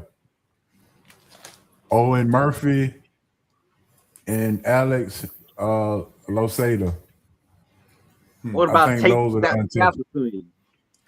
I'd tell you, I may keep Tate over Alex. That's gonna okay. Be well either one. That's gonna be the interesting thing though, because teams know the Braves got to get like almost a number one, so they're gonna make them give top arms or top talent in the farm system, and that everybody knows the Braves pitching is horrible. Because they may be one of the best teams in the regular season. It could be argued they could be one of the worst teams in the postseason because their pitching is just not up to par. Chris Sale, he can't guarantee you getting past 6 innings. And the bullpen, I don't know if they'll be rested by the time the playoffs come around. Gotta use them too much now. They use them so much. I mean, you seeing somebody from the bullpen 6, 7, 8, 9 every game. Not 2 out of 5 from the 5-star. Every game. Chris Sale, I hate watching him pitch now. By the 5th inning, he got about 95 pitches. Like he's not efficient. Hey, so you want to join in? What you got? So I mean, y'all all hit them points that they got to. But the main thing I would touch on is front office, right? You can't tell me on one half that the Braves are making all this money with the battery. They're one of the teams that they make the money with the battery, and we get all this coming through in the offseason from side projects and stuff. And then when it comes down to pay for a championship, they get tight with their pockets. Right. So on one hand, I see them using the bullpen a lot. The same way Kansas City used their bullpen a couple of years ago when they won the championship and went back to back-to-back years. It was 5 innings, and I get to that bullpen for 6, 7, and 8. I can see that, but you got to spend the money either on a pitcher or somebody extra in the bullpen, and you got to spend the money on a bat. The American League is so bad this year, you can get what you want. Right. On both accounts. And I don't mind you selling the future, right? You can sell the future. I know HO was saying there was a couple people that you don't want to get rid of, but you can sell the future for a ring. You can't sell the future. You can't sell me the future by letting this year go by without getting a ring. We seen this story 2 years ago, or was it 3 years ago, when they won 108 games and lost in the first and lost in the basically the play-in. You can't have that happen. You can't be 100 win team and get put out the first week of the playoffs. You just can't do it. So they got to spend the money. Yes, yeah. So you got to spend the money, and you got to get rid of some of your future for a ring today. I'm with you. If you can give up a couple of prospects and get a guy in here that'll work, like I say, I'm with all. Don't give up everybody, but if you got to give up a few pieces to make sure that we have a solid playoff run, you got to do it. You just can't keep letting these opportunities to go by and telling me, well, we ain't gonna stay on the future. Nah, man, you got to get these rings. That's why you got the future. You got the future so you can have a chance to win a championship. Now, when we get a chance to win a championship, you're telling me, no, we ain't gonna do everything. This is the time that you do these things. When you got an opportunity to win, you look in your farm system and say, okay, what do I got to move to make sure I get this ring?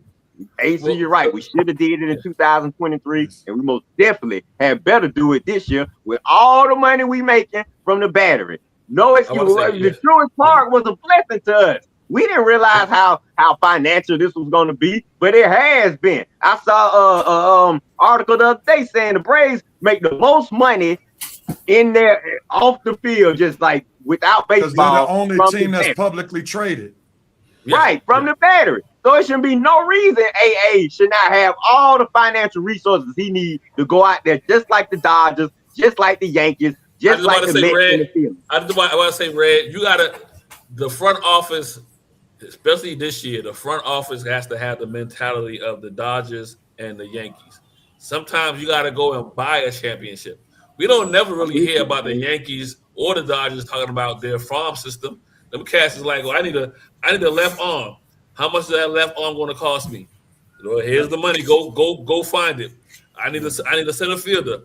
How much is that center fielder going to cost me? Well, here's the money. Go and get him. So at some point when you get to the point where the Braves are at, money wise, you got to start thinking like the Dodgers and like the Cubs and like the Yankees. Let me jump in real quick because I want to go back to a point you made because Ho had got knocked off where there was a little pushback on Ho's take that we don't want to give up the farm. I'm all for giving up the farm. And this is why I say this. If we look at our current pitching staff right now, who are we relying on that came up from the farm system? Pitching today. They traded for Zale. They traded for Sales. They traded for what's his name, Perez. They traded for everybody basically. Everybody except Strider. Except for Strider, yeah. Here's what the farm has done since 2020. This is why if they want Caminiti, give me your best pitcher for him. That's what I'm gonna say because Mike Soroka, gone. Mike Fuller's, whatever his name is, Foltzy, gone. Julio Teheran, gone. We don't know what Strider gonna be. He was a one-hit wonder, right? Yeah. AJ Smith-Shawver, we don't know what he gonna be. Schollenbach, we don't know what he's gonna be now. Like we can't. Like one thing we have to admit, the Braves do not get a pass for evaluating pitches in the farm because this is not the era that produced people like Steve Avery, right? That people like Tom Glavine. They don't have that on their resume. All they have is a bunch of lemons that they brought to the major leagues. So I don't trust any pitcher that the Braves bring up to the show because I have not seen any evidence that we were supposed to have be so deep in the farm. All these pitchers we supposed to have, and we up here rolling out Grant Holmes in 2026. Oh, Ram, man. And that's what I thought, Ram. That's what I did, man. I made a mistake. I gave the Braves the benefit of the doubt, man, thinking that they pitchers, some of these guys were going to be like some of the guys in the past. I made that old San Antonio Spurs mistake, Ram. ahead, Hope. And I got to realize that these ain't the Braves pitchers of yesteryear. No. These are the 2020 Braves pitchers, man. And like you say, we got more lemon heads than solid iron over there. I'm gonna make this quick point before you go, Hope. Here's the danger of relying on pitchers these days. They are throwing a lot more pitches before they even reach professional baseball. And I think this is one of the reasons why these kids are not lasting like they did back in the day, because they're playing baseball all year around, something we did not do when we were growing up. So I think that's a major factor why we can't count on pitchers these days, because some of them get burned out by the time they make the show. All right, that was the point I wanted to make about not relying on pitchers. What you got, Hope? All right, so I agree with everything that you said, and if you want to give up the farm system, that's fine. But the difference is this. Back when we were winning 14 straight division championships, we had an ownership that was primarily the Braves' main source. That was Ted Turner, and when it went on, and also we had Leo Mazzoni, who was the guru of keeping the pitchers healthy throughout the season. Right. So those are the two things that's different from today. And if we can get an ownership that prioritize the Braves instead of prioritizing NASCAR and Sirius satellite radio, then maybe we'll have something. But right now, the Braves are secondary to our ownership and what they're trying to build. So we got to recognize. Hold on right quick, Red. We got to remember now, the Braves' philosophy is different these days. Okay, they value having hitting 1 through 9 than they do pitching. When we talk about those 14 NL East championships and that run, you got to remember the Braves value pitching more than they value hitting. They would have never let Greg Maddux walk out the door. They would have never let John Smoltz walk out the door. They finally let Tom Glavine, once he was toward the end, walk out the door, but he was shot by the time he finally left. This group let Max Fried walk out the door. So Who's hurt though? Who's hurt? Who's hurt though? He's hurt. But I'm saying I'm back to that trainer. I'm not saying like I want Max Fried. Don't get me wrong. I would love for him to be pitching in what we got throwing out there now. You know, so I'm not gonna say I was poo-pooing on them, letting them go.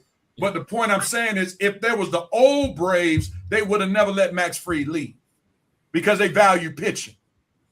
And this AA doesn't value pitching. He values young arms more than seasoned arms. And that's going to mess around and cost the Braves this season because they don't have enough arms. Yeah. Let me get ready to take over, Coach, because I got to get out of here. Your brother said, I wish the Yankees had the mentality of the Dodgers. When George was alive, they did. VP says Strasburg was the first sign of this. We didn't read the tea leaves then. Now look at where we are today. That's very true. Washington Nationals. Today's Braves ideology needs to mesh with yesteryears. And Horace said, we truly thank y'all for Max Fried. Real, if you think about it, man, it's not just the Braves. All of these young pitchers coming in today's game, if you think about it, within a couple of years or 3 years' time, they all on the injured list, all going in for Tommy John surgery. They don't even last within the first 2 or 3 years. All of them need surgery early in their career. You seeing that, Asa? Yeah. I mean, the Pirates got to set, but then there's those top pitchers that come into the league wind up going to teams that wear them out anyway. So you look at what Pittsburgh Pirates got. They got a top for teams, man. They got a top guy. The Mets had a top guy with DeGrom, but they didn't have nothing around them. So you wind up he had to go out every 4 days and throw a ERA of less than 1. That's what just to compete. Just to compete. So some of it is also where you wind up going. If I'm the Braves, my mentality is the way the baseball is set up now, you got to have substantial pitching, but over the top hitting. So I'll look at the Yankees for an example. The Yankees got over the top hitting, but no pitching at all. Like no pitching. That's why they wind up always getting beat these last 10 years or whatever, because they have no pitching other than one guy. Well, one guy is not going to win you a 4-game, you know what I mean? A 4-game series or whatnot. Yeah. So a best of 7 series. So if I'm the Braves with this extra playoff spot that's in there, I don't need over the top pitching. To your point, Rev, I need just substantial pitching. But you're going to have to pay for it though. So you're making the money, pull the pocketbooks out and go get it. Yeah. And now they got to be careful that they don't give away too much for just a short-term return. Just like they were talking about Scatterball. You're going to have to give about 5 or 6 good players. No. Yeah. Like I can't do that for a rental. I can't do that for a rental. Yeah. But you got so many. You got so many bad teams in the American League. You don't gotta get that. You don't gotta get their top guy. Give me their third guy. You know what I mean? For the Braves, I need that second guy with the Braves because I'm not sold on Chris Sale. I'm like we don't even know if he's going to be healthy for the playoffs. we have data to show real don't jinx us now because he's healthy now. Don't jinx I'm just saying when he won the Cy Young Award, we couldn't get him to pitch a game in the playoffs. Right, man.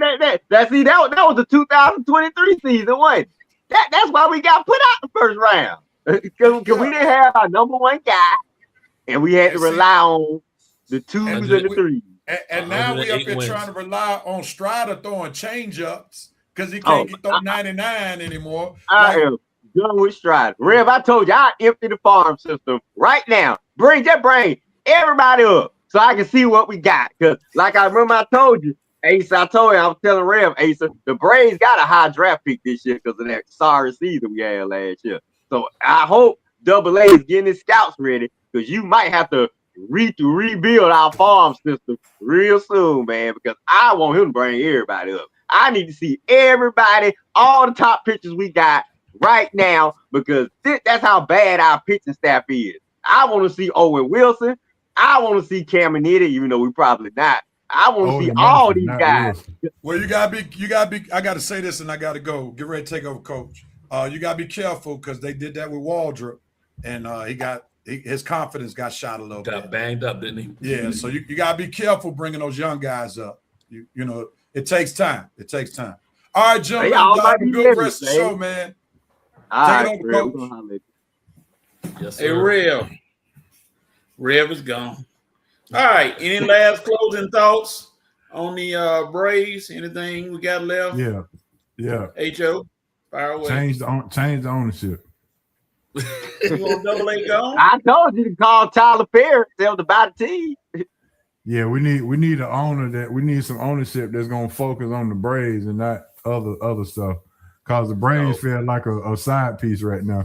Well, they making so much money on the side. That's what I'm saying.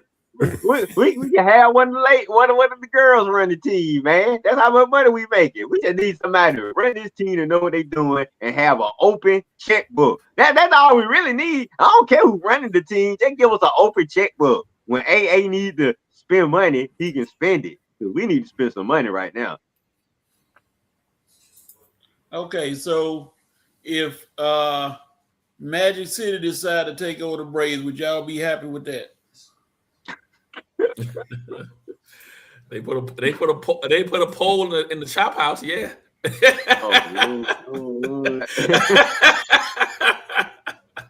Oh Lord, we're gonna be seeing home runs. Yeah, hey, Asa, instead of bouncing off the foul pole, they're gonna bounce off the triple pole. Yeah, I mean, listen, put one out there left field. I'm all for it. I'm about to change my seat now when I go to Truist Park. Looking for a dance instead of a race. Yes, every time you hit a home run, you just see the ladies dance up in the stands. Yeah, the Flash won't be racing anybody. That won't be what it stands for. It'll be standing for something else. But we gonna Oh, move on. man. I forgot all about him. All right. We It's can't now time neglect for the season. 5 We for cannot 5. afford to let the season go. 5 topics, 3 different opinions. I may say something, I may not. It depends on whatever. We on good time. So we got the VP, has he queued the Loonies yet?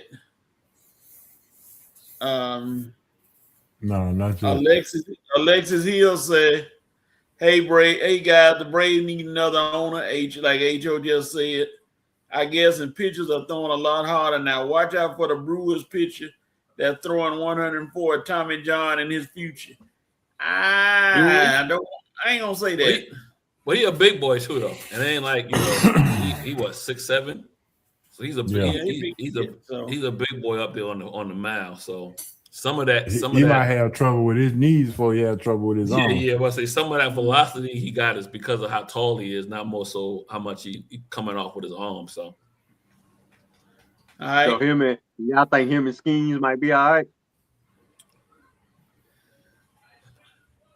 I want to see what Pittsburgh. They're not going to do it this year, but I think next year Pittsburgh will put Schemes up for a haul with some picks. Yeah. Braves, get ready. Come on, Braves, be ready. That's the guy we need right there. All right, the VP done said cue the Loonies, so it's that time. 5 of 5. Let me find the musicals.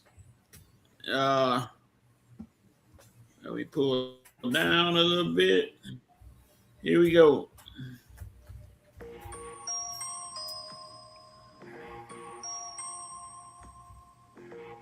All right, H.O., you up first. Get ready. I got a question for you. And Ace is going to love this question. Hey, Joe, are you watching the World Cup? Yes or no? Not really. Not really. No, not really. I'm relying on Asa and you guys to bring some. I would like to go out to Fayetteville, Peachtree City to look at the facility though. But I'm not really you seen the picture? Oh my God, dog is big and beautiful. That's all I can say. Yeah. Big and beautiful. But it's really in Peachtree City. I don't know why they keep calling it Fayetteville. Yeah, Peachtree City, the only place where golf carts ride around. Exactly. Just know if you go to Peachtree City, you better do 35 miles an hour. That's all I gotta tell you. Yeah. Just do the speed limit. Exactly. Yeah, no crime. Make sure your tags are up to date. Yep. Everything. Do one little walk around your car. Make sure your headlights work and all that stuff. You know what I mean? Yeah, because Peachtree City, that was the first city I saw where I drove to the Crokers and there was a golf cart full of groceries and nobody touched it. I said, what in the world? That's Peachtree City. Nobody, no crime. Asa, I know you watching. What stands out for you? Oh, like I said before, man, I've been watching the melanated countries, so I've been keeping an eye on the Congo. I always keep an eye on Ghana, and those two countries are doing well. But then this year, I will talk about the home country, the US of A. They're doing pretty good. The men's national team, they're leading their group. They're in Group D. They're leading the group. And they pretty much have already, with their win against Australia, they pretty much solidified their way into the round of 32. So pretty good. So we'll see what happens with them in the next set of rounds that they have. But Congo, Ghana's doing well. I think Cape Verde got a historical upset as well. And so, I'm keeping my eyes on those countries. Red, are you watching the World Cup? Just keeping up with it, listening to what the USA is doing. Like I said, I know we're 2-0 right now. I know we won yesterday. I think I saw like the evening part of the game as I was getting ready to go to work yesterday. I know we 6 goals scored, 1 goal allowed. I'm hoping it's pretty good right now. So, like I say, Team USA, baby, until we eliminate it. And then I'll see who left and see if I care about any of the teams that's left. So, hopefully, USA won't get eliminated and we can take this thing all the way, baby. But Ace is a soccer fan, so I have to ask him how big a shot do we have going all the way. So, They doing good so far, Red. They doing good so far. They still not one of the favorites. I mean, so speaking of the favorites, right? You got your usual suspects are still up there. Mexico, Brazil, Germany, all those countries are still, your powerhouses and whatnot. I think Spain is the one that got the upset against either Cape Verde was the upset with Spain. So, what's my boy Messi? Messi with Argentina. He got a hat trick the first day. So your powerhouses are still there. America is not your normal powerhouse. So they might have a good run, but I don't think they still will be favorite to, it depends on how stuff plays out. But as of right now, your regular powerhouses are still the teams. France, still the team that everybody's looking at. Argentina, Mexico, before they look at America. As they're the host country, but they're not the ones that favorite. You would think the international teams definitely gonna be favored a lot because more their sport than sport. Yeah. Hey, we in it, man. Hey, correct. Right there. Yep. Yeah, I messed around and picked Spain as one of the teams to win it all. I don't know what I was thinking. Drugs, alcohol, I don't know what. They messed me up, so now I got to go to somebody else. Maybe Germany, maybe Argentina. I don't know, but you was sipping that Ronaldo drink, the Ronaldo juice. Yeah, I had a little too much of the juicy Ronaldos, and he's done absolutely. He's don't know if he's gonna even play or show up or what we got going on. I don't know. Yep, we'll see. Hey, Coach, we got to remember, man, Messi, Ronaldo, them guys is LeBron's age now. They in their 40s. Like, they at the end of their career. So it's time for some young boys like Pop. I wish LeBron would end his career. Oh, well, this probably Messi's last year anyway. Ace, I got a question for you. Wait a minute. What happened to the music? Wait a minute. I got to go back. Oh, Lord. I got 5. Roscoe said he trying to sleep, Coach. Smoking I and guess so. I won't even do the family show, so I won't even do the endo. Oh, don't worry. DP make references about that all the time. Don't worry. You're all good. Asa. Yes, sir. Question for you, Asa. Yes, sir. Should players shake hands after the basketball game? Yes or no? Regular season, yes. Playoffs, I don't know you. You know what I mean? Like I know where you're going at. If you lose the championship and there's no more tomorrow, then I guess yes. But I understand not doing it in the playoffs. Because I just lost, you know what I mean? Either a major chance to go to the next round, or I lost a championship.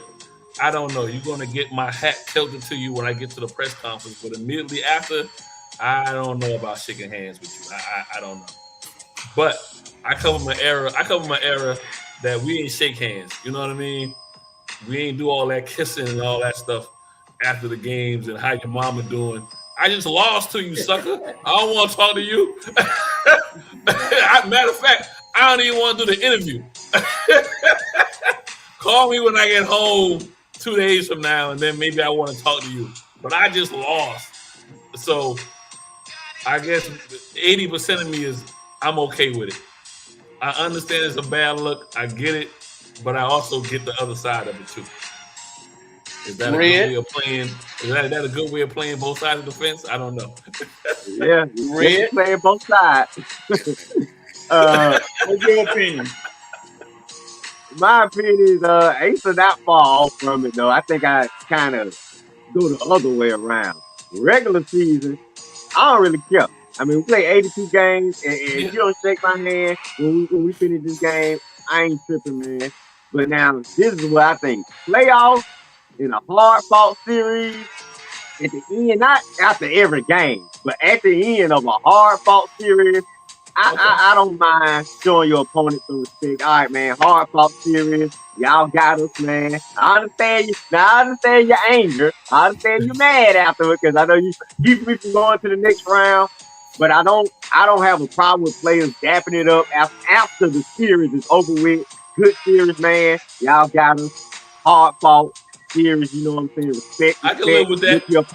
Look your opponent in the eye and you know, wish him good luck on the next round. Now, this is the part with you. I don't want to talk in the press conference after. I'm mad. Just like you, I'll dap you up after the game, but I just want to go put my clothes on, shower, and go home. I don't want to talk to no media. I am upset. You just killed my chance for a ring. Now I gotta sit up here in this press conference and answer all these stupid questions that most of them know the answer to when you're asking the way. How you feel about this? How you feel about that? How you think I feel, moron? I just got eliminated. H.O. You shake hands in Little League, but when you're in NBA, then, you know, I mean, you grown. You do what you want to do. I mean, I don't think it needs to be a requirement, but at the same time, the NBA needs to stay out of the narrative as well, because as long as the NBA controls the narrative, then you control everything else. So if the NBA stay out of it, then I don't have a problem. I mean, if you're gonna be fair and square, then I shake your hand. But if you enter into the situation and you can control the narrative, then I don't think I need to be a part of buying into the narrative. So I don't require that I shake your hand. And I definitely don't want to talk at the press conference for sure. All right. Let me look at what the Nation said. The Nation has a few comments. If I can scroll back to them. They were pretty vocal. I think I went too far. Let me see. Right about there we go.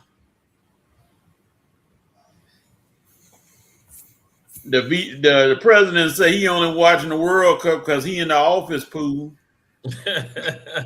Taking on folks' money.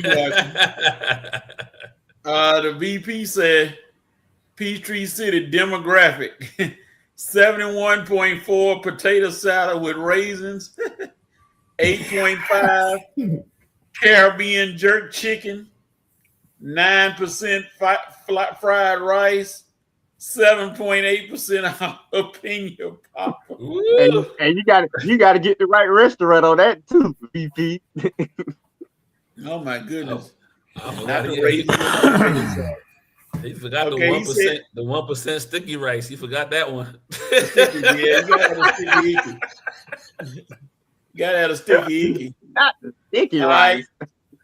He says sportsmanship depends on your definition of the word. Detroit Pistons just entered the chat as MJ and the boys watched them walk by. Yeah, wasn't much shaking hands. Isaiah Thomas, you're holding grudges. And he also said, I agree with Red. Not after every game, but after a series, showing respect to the hard-fought winner and gracious loser. All right. Alexis said, yeah, they should, especially after the NBA Finals is over.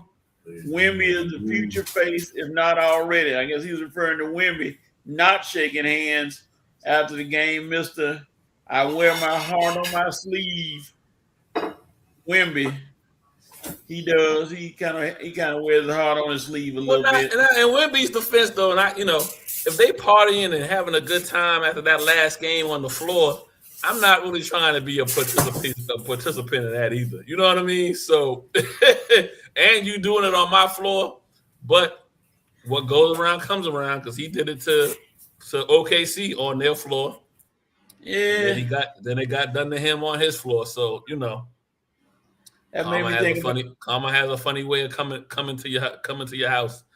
I had to go to one of my favorite rap lines from 2 Chainz, like he said, "What comes around goes around like a hula hoop." So yeah, it happens. All right, question, Red: are parodies or dynasties better for the NBA? Which one is better, parody or dynasty? Well, I mean, even though there are some dynasties that I have loved in the past, personally, I've never been one to oppose everybody getting a taste of it. Everybody getting a taste of winning. I mean, if you can win a ring, win it. I mean, because like I said, you don't know when your next opportunity is gonna come around. So, no, I don't have a problem with either. I mean, if you just well, I tell you what. After about 2 or 3 years of the same team winning, I think I'd be tired. If you go back to back or 3 straight, even if it's my team, I might say, well, no, I take it back. I ain't gonna never get tired of it. Well, please, I'll lie my butt off. But we go 5 straight, I wouldn't be mad.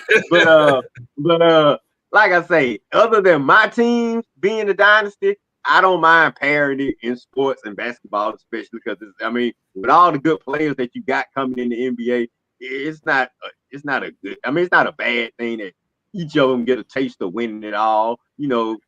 Eventually one day. I mean, like you said, you got the Knicks that finally they got their taste of winning it. Cat, Jalen Brunson, and the Villanova crew. I wouldn't be mad if another team won it next year, a team that we haven't seen win.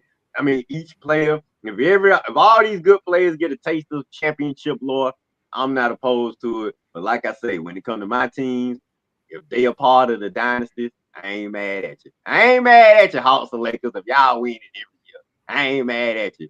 But I also don't mind other players enjoying the championship experience as well. Hey, Joe. I like the parody. Let's give everybody the opportunity. I mean, but let's be fair about it. So the parody is good. If you can create a dynasty in being fair, then that's a true testament of a great organization and a great team. But I think being fair is the ultimate word right here. So I think parody is where we need to go. I like the parody opposed to some of these dynasties are predestined, in my opinion. Asa? Dynasties are. I'm with H.O. and Red on this to a degree, but dynasties are different. But I think every sports franchise, but every NBA, NFL, Major League, they gotta have a designated team that's hated. So MLB has their 2 teams that are hated, the Dodgers and the Yankees. NFL have their teams that are hated, the Cowboys, and you can now say probably the Patriots, right? In the NBA, you have LA, the Lakers, and the Celtics are the hated. The Knicks were hated too, but the thing about the Knicks was they never won nothing. So when you have a hated team, that hated team has to win a championship more than once in our lifetime. You know what I mean? And so, and you'll watch it because of that. The Warriors won so much, to Red's point, the Warriors won so much they became hated. You know what I mean? And so we were watching them because we wanted to see the hated fall down. So you got to have a hated team that's also winning. And usually, if you're a hated team, that means you won multiple championships. So it's good to have a dynasty, but that dynasty has to be a hated team. Like, I don't want to see the Milwaukee Bucks become a dynasty. Don't nobody hate them. You know what I mean? As much as I want to see the Hawks win a championship, I don't want to see them become a dynasty. They're not hated. I want to have a good season next year hating on the Knicks. Not just because they're the Knicks, but now they're the Knicks with a championship. So I'm going to hate on the Knicks next year. But I'm going to watch those games with more. I'm going to be tuned in more with the Knicks winning a championship because they are also hated. So as much as we say we hate dynasties, We watched them years that the Lakers were winning back to backs. As much as we hated Jordan, we watched them years that Chicago was winning back to back to back and back to back to back. As much as I hate Boston, I watched them years that they were winning back to back. You know what I mean? So the dynasty and the villain got to go hand in hand. And so I love parody, but I think I love having a hated villain more than I love parody. Well, maybe we need to put. Give me the dynasty. Kind of like LeBron going all those finals and losing. Yeah. Yep. Well, maybe the Hawks need to push Magic City more often so we can be hated then. Hey, listen, they put a pole in that left hand corner. I'm there. Yeah. They need to take the barbershop out of Phillips Arena and put the pole up in there. Yeah. Barbershop. Yeah. Okay. So I if want that's both. gonna be the formula, then yeah, we need to do something that's gonna create hate for Atlanta instead of us being the suckers of the sports world. Yeah. We gotta win. We win big. They'll start hating on. Yep. Going back to but we ain't making the NBA no money. That's why we're not winning. No. The NBA choosing the team that's gonna make them the most money, and that's the narrative. They don't know. They don't know we'll make them some money because we ain't never been on that big stage. But I believe if the Hawks make the NBA finals, if they allow Magic City Monday to go through, then they'll understand how much money can be made. Right, but I think if the Hawks make the NBA finals, the NBA will finally see how valuable we are down here. Because I think this city will be turned up if the Hawks make the NBA finals. Yep. all right, going back to should you shake hands after the game? The VP knew he was coming to my Ant-Man and his baby mama just entered the chat. See That's dirty work. Trying That's to dirty get work. man. Yeah, they Lord. lead the chat. Especially baby go. mama. Let her lead the chat. And he said, I love a good dynasty because you show the measuring stick of where your team needs to try to live up to. You know, and the NBA really hasn't shown any dynasties because they've had 8 champions in 8 years. Not since the Warriors. Yep. But even the Warriors in that 8 years made it back to get one more, right? So, they're not a dynasty no more, but they got 5 and they got 4 and 6 years, 5 and 8 years or whatever, something like that. Yeah. But All right. The VP gotta is be on hated, roll now. He said a legal firm of Thomas Rhodes and Brown. If you're in legal trouble, you better call Saul because that law firm sits on the fence and you about to do that double nickel. Now, exactly where would I be in the firm, Vince? am I more Chuck? I'm on Chuck level. Am I more on Howard level? Or am I the Saul? Am I Saul Goodman? I need that. I need those answers. Yeah, the VP agreed with you, HO, and then he said he also agreed with Asa said leagues need a villain team that produces dollars. It must see TV. You either watching to see them win or lose, and that's a win-win situation for the league. Oh, that's why Duke keep winning then, huh? No, yeah, we hate to see it. We hate to see it. Come on, North Carolina State. Come on, Virginia. Come on, Syracuse. I'm gonna call the whole ACC out. Come on, Hurricanes. Come on, somebody. that was the alley-oop right there. Well, HO, you're right. I've been hating Duke. So yeah, you're right. I've been hating Duke since the 90s, since Christian Laettner, Grant Hill. I can say, well, why I'm talking about Duke all the time? That's when I started hating. I really started hating Duke when Christian Laettner stepped on that man's chest and then get put out the game. You can't tell me, HO. You can't tell me, HO. That was some old BS right there. Calm down. He ended up on the house. Cut down.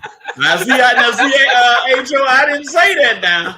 So you can't say it with me. I didn't say that at all. See? Yeah. So they were thinking it, though. They were thinking it. All right, the VP said the Milwaukee Bucks being hated is kin to a fat kid hating on Little Debbie for bringing out more pies. You need a good villain. Lord have mercy. Yep. And he said, can you imagine Celebrity Row if the Hawks make the finals? Woo. I'm telling you, man, Boy. it is going. You will be surprised. We be just like the Knicks in LA. I'm telling you, if the Hawks made the NBA Finals, the league be will crazy. see how It'd be valuable crazy we out are here. down here.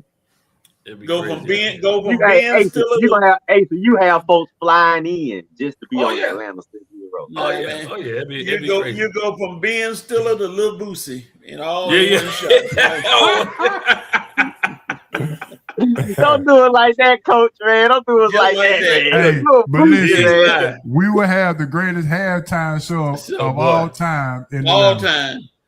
There be Boosie have his barber right next to him, lining him up during the game. Oh, man. And You know, that's when that since barbershop would be active then. both of them the same height, you go from Spike Lee to T.I. So you Oh, right damn. there. There you go.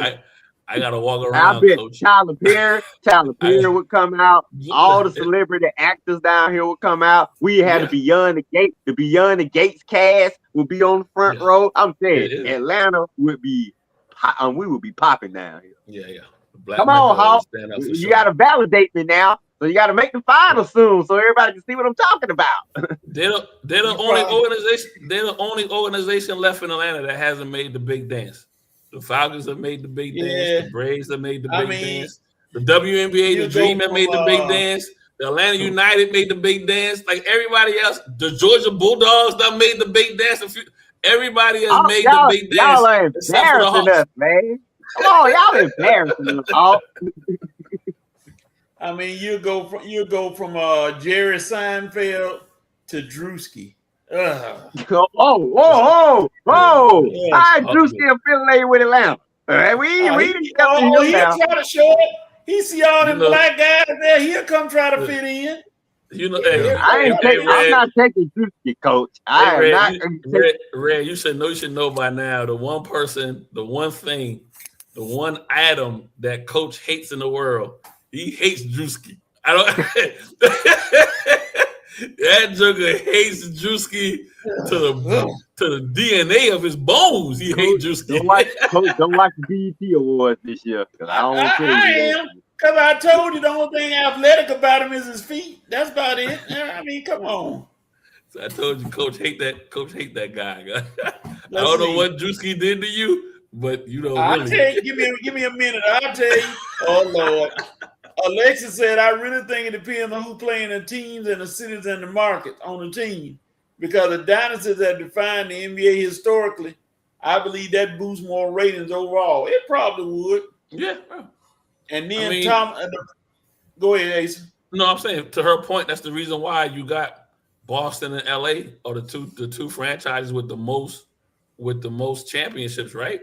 And the most appearances because they incorporate both coasts.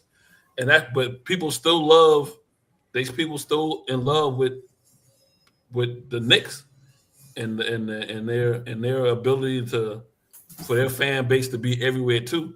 But they had to win. We were screaming about the Knicks last year. We were screaming about them losing the Eastern Conference Finals. We didn't even scream about Indiana who won the finals. We were screaming about the Knicks because they lost it. They like the Cowboys of the NBA. Am I watching what? Yep. ABC. No, I'm not. I'm watching Equalizer 2. Okay, I'm just looking at ABC and I saw Chinea Gumake, Andrea Carr, and Monica McNutt on my TV. I'm getting distracted real quick. I see. I'm out to refocus. All right, here we go. Two of them ain't even worth it. That's all right. Hey, yeah, they two of them pro switch hitters. What two? I thought it was one of them. Okay, well, yeah. Well, maybe one. What okay. About, okay, you said Shanae. Okay, my bad. You did say Shanae. I know she. Yeah. She fine with her knock knees up. But moving on. All right. Alexis, she what? And she retired from playing? Yeah, she retired. Yeah. Yeah, I thought you said Lisa Sauce was my bad. Don't do bring that up. Don't This is the subject for Coach. My bad.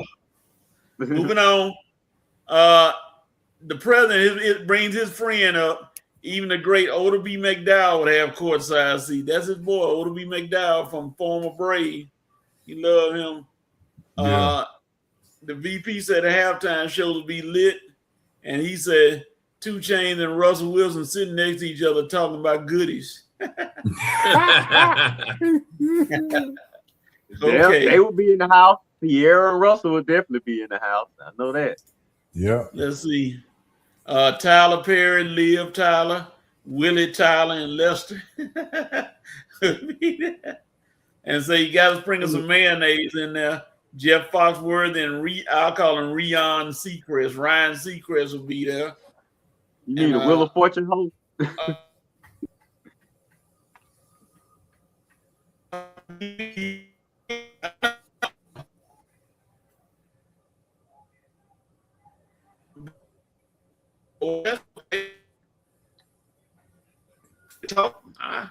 I tell her some lies, but moving on. Okay, I ain't gonna say that.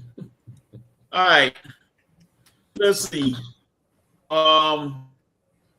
Red, question for you. You Todd Gurley Hall of Famer? Ooh. Wow.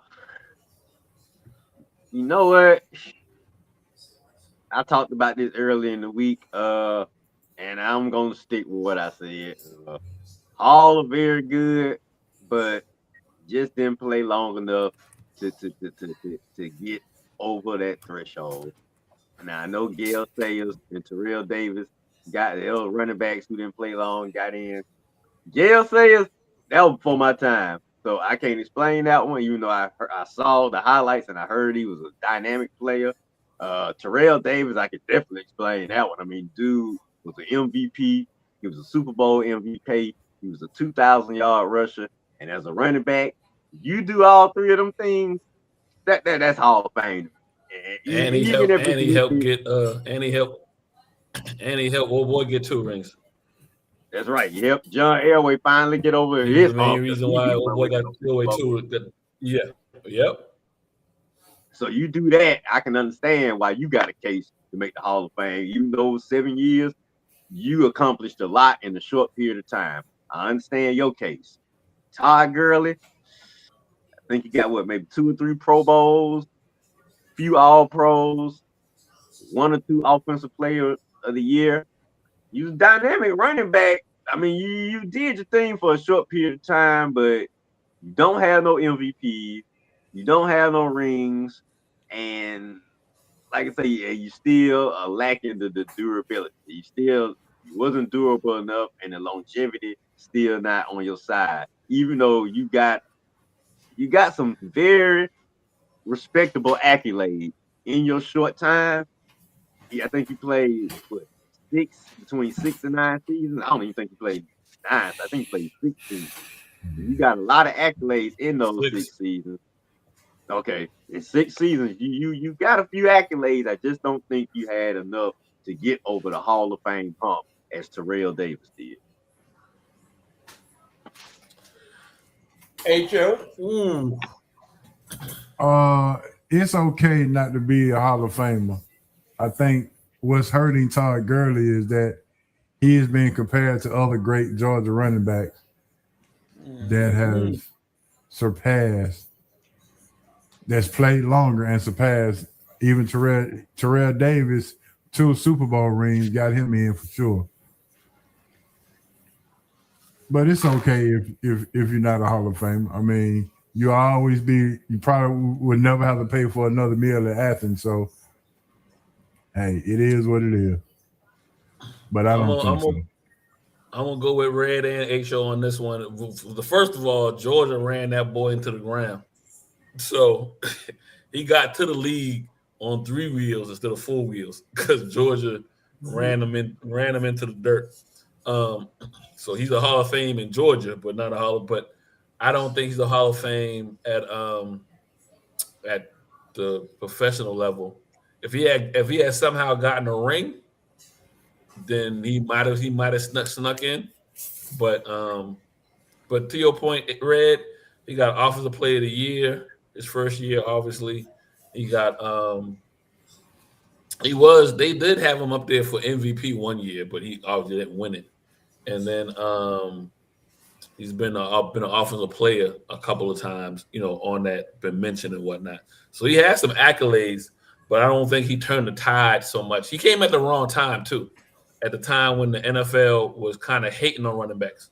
The time that he spent in the league, they just now maybe these last year, really this last year, is the NFL started realizing, oh, we got to do more with the running back and let's get into regular running the ball downhill. They got kind of cute with the running back for a long period of time. Diminished their money. Then nobody was giving up no draft picks for a running back, no matter what kind of accolades he had. We sit on here, whether it be our podcast or any podcast, would be like, why are you giving up so much, or why are you picking a running back so early in the draft? Like Bijan got a lot of hate for getting picked number 8. But so Todd Gurley came into the league at the wrong time for running backs. So I'm with you and with you, Red, and with you, HO, as far as him not being a Hall of Fame. All right. Last question. And this is an interesting question, but we'll see which way we're going with it or how it goes. All righty. The Falcons beginning minicamp. HO, who should start, Tua or Penix? Tua or Penix? Tua right now, because he's the healthiest one. I mean, you got to go in with, you got to have a QB1. So right now, Tua is QB1 because he's the most healthy.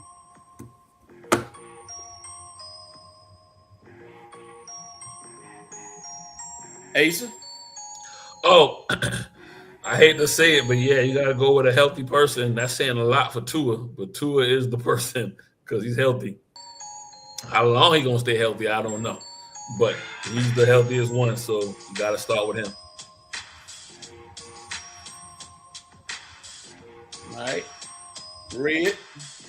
Yeah, unfortunately, the Falcons QB room right now is a little got question marks all over it. You got one guy, one bad hit to the knees and he down, and another guy, one bad hit and his head hit the ground, he gonna be down. So I mean, it is what it is. But like the guys say, Tua is healthy right now, so he's the guy right now. But it will behoove the Falcons. You're gonna have to eventually find out what you got, like Tua. Well, that's just gonna be a big dog together. You don't have to find out what you got in this young man. So, I don't know how this season gonna play out. I don't know if Tua gonna come out starting and we start off hot and we maintain it throughout the season and that's keep Penix on the bench. Or Tua start out hot, hit a wall, and come that bye week after week 5, they make a change. I don't know. But all I know is we are balanced finally on offense and defense. And we have got to get something from this QB position. Because we just can't keep wasting these guys' careers all because we can't figure out the QB position. We got Bijan, we got my boy from UGA, we got Drake, Pitt. I don't know if we're going to trade him or not, but we got pieces on offense. We got pieces on defense. What we cannot figure out is the quarterback situation. So we have got to get this figured out so we won't sit here and have another Falcon season go to waste. We should, because we're so balanced on both sides of the ball. Okay. Hey, Coach, we might have kept your boy from North. Where your boy Easter Stick? We should have kept him then from North Illinois. Oh, that's right. No, I'm bringing him up, kid. Don't let Easter Stick, man. Where you get these names from, man? We should have held on to him the way you talking. We should have held on to the Easter stick. But Ace, I heard this guy we got. I don't know if y'all heard. You and H.O. heard about him. What y'all think about this Jack Strand guy everybody keeps talking about? I'm pretty sure we'll see in preseason. Yeah, all 5 games. Oh Lord! Yeah, we see him in 5 games. Ace, so something went wrong. Yeah, they probably got him as the future quarterback coach. The same way we saw Easter stick all 5 games. We saw I was in game number 4. I was like, why is Easter stick still playing? That name right there, that Easter stick name, oh Lord. Oh man, that's a funny name right there, man. That's coach's boy. You know, he need to be playing for the Braves. That's the guy need to be playing for the Braves. Easter stick coming up the back. I want him as a quarterback.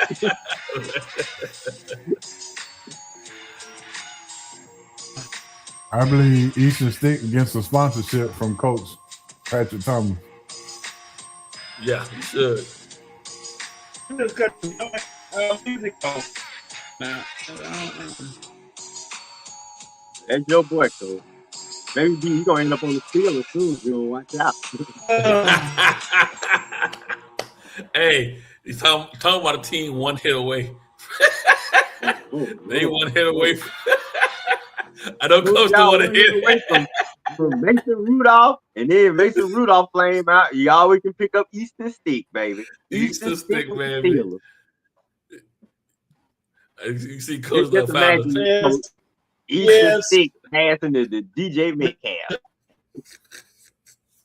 The disrespect is just amazing. Oh Lord. Oh, I see Rocco. Look, one thing about it, he can let himself back in. Hey, right? Red, there ain't no disrespect that he maybe Eastern Stick listening to the podcast today. Yeah.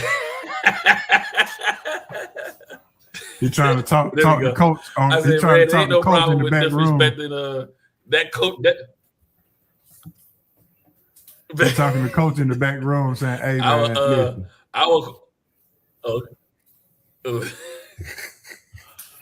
our quarterback room might be rough, but it ain't rougher than them Pittsburgh Steelers quarterback room." I don't care what nobody say. Mason Bonehead, Rudolph. You got Skeet Rogers over there. You got who else? You got Will Howard from Ohio State. Then they drafted some guy this year, didn't they? They got like a rough room. Drew Allard. Yeah, they got Drew Allard from Penn State. And then you're gonna add Eastern Stick to all that.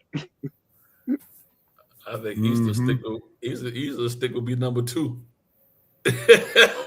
In that room, he would be number 2.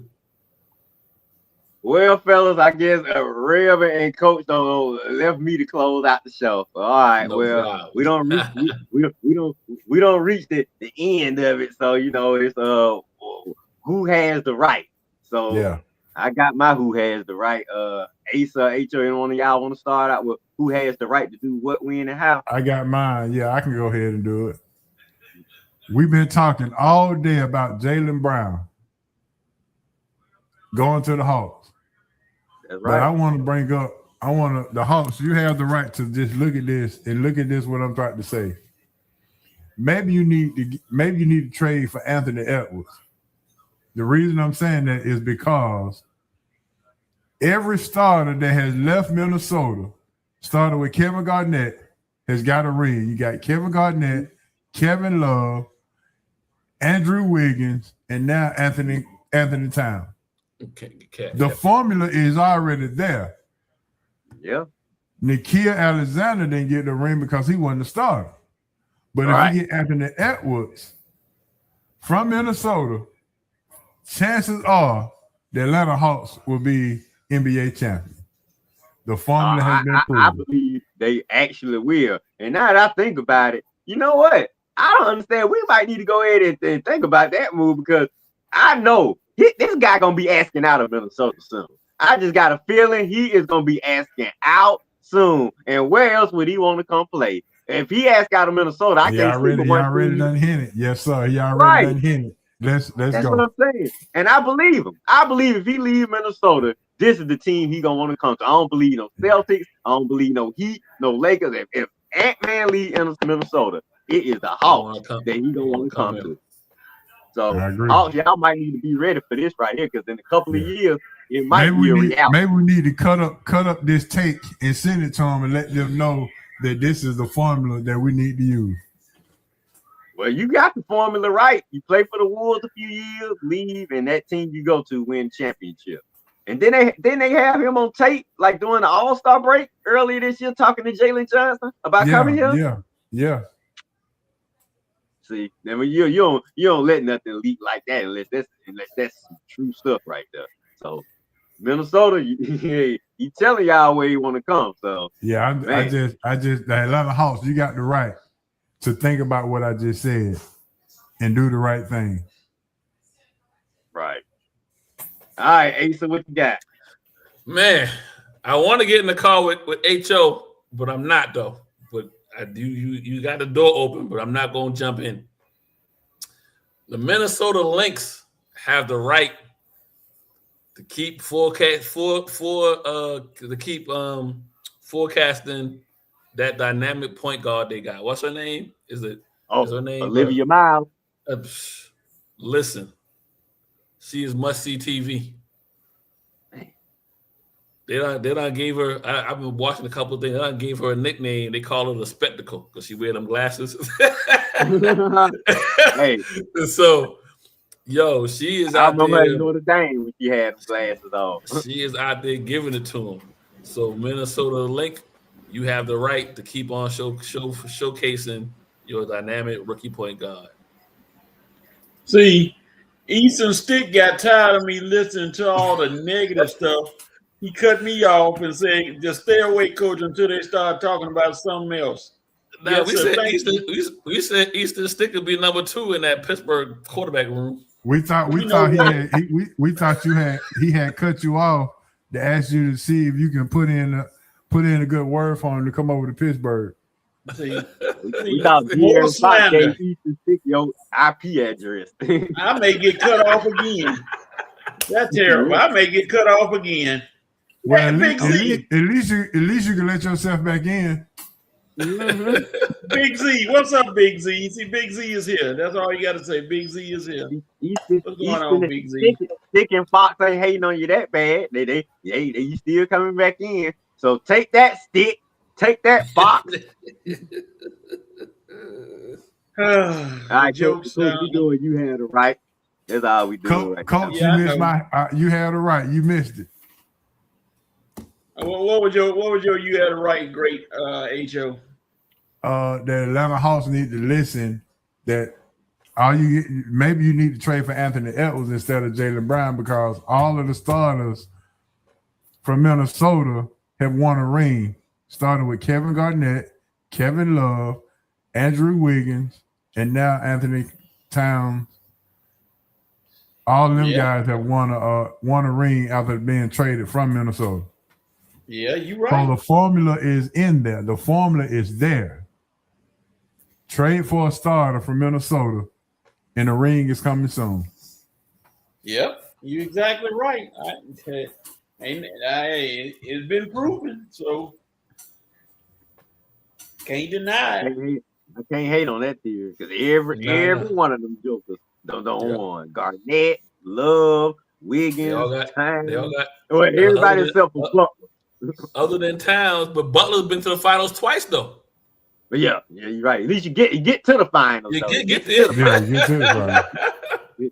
Yeah, you're gonna at least make the finals. Now, what you do when you get there is on you. That's on you. Yeah. Yeah, there you go. So the formula is then proven. There you go. I honestly would love Ant-Man down here.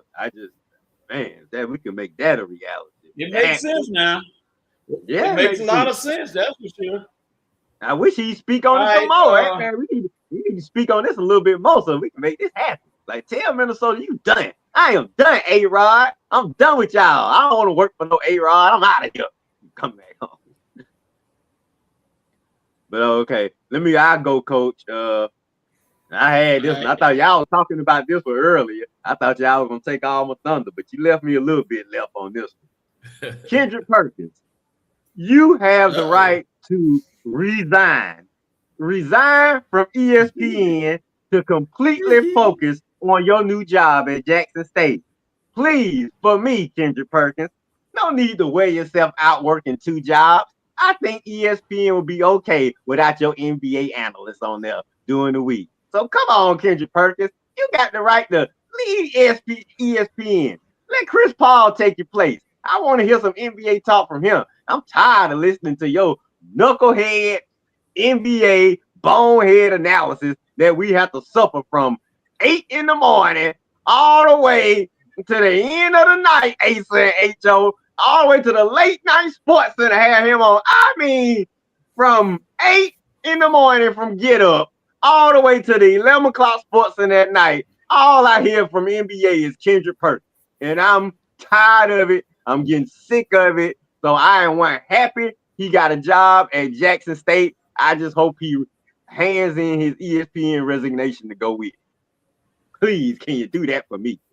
You got the right. And Kendrick Perkins has been accused of a lot of things. I never thought he would be what's the name? A general manager of a university. That kind of shocked me. I was like, Kendrick Perkins? Really? Okay. Look, they reached down to the bottom of the boat to get that one. Not the bottom of the boat. Let's be real. Oh my God, man. That's so funny. But hey, Chris Paul will take his spot. He's sitting right there waiting on him. Let's see. All right, ladies and gentlemen, that's Big Z said, man come in, he gonna cry. I hope from joy. No, I don't think the Hawks gonna ruin him. He ain't also gonna ruin him.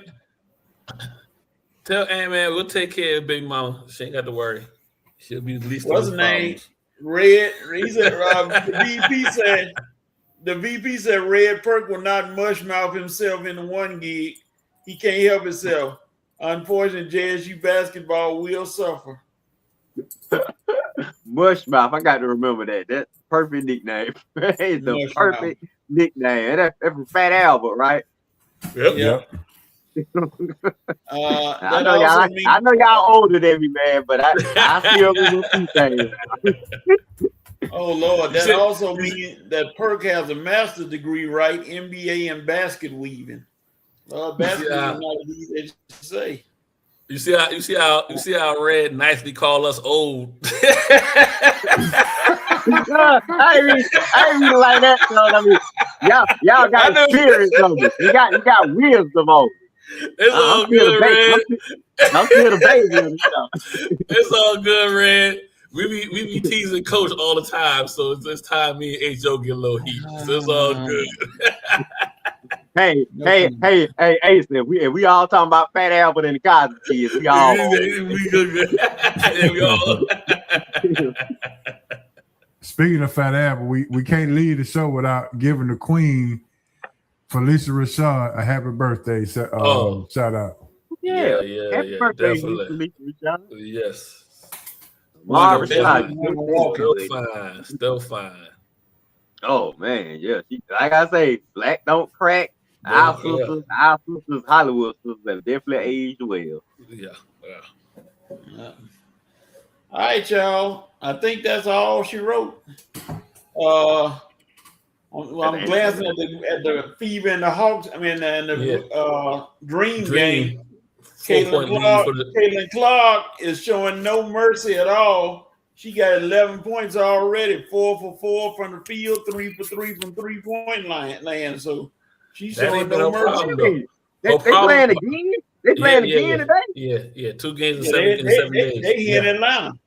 Yeah, 2 games in 7 days. This is probably one of the hardest stretches of the season that the Dream has had. This last 7 days, they got the Fever twice. They on ESPN, right? Yeah, I'm ABC. gonna watch it now. ABC, yeah. We got my girl Sophie, man. Y'all, you know I gotta look at my girl. But Annie playing my team too, so gotta watch him.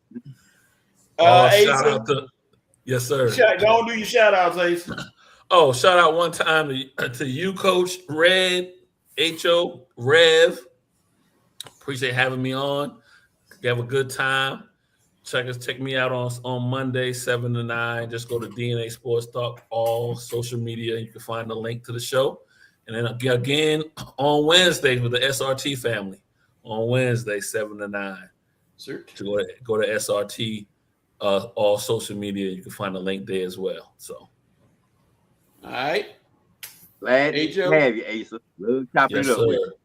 Yes, sir, man. I appreciate it. Appreciate coming on this week, man. Just call me Mariano Rivera, because when I come in, I said Rusty Staub. My bad. I said Rusty Staub. The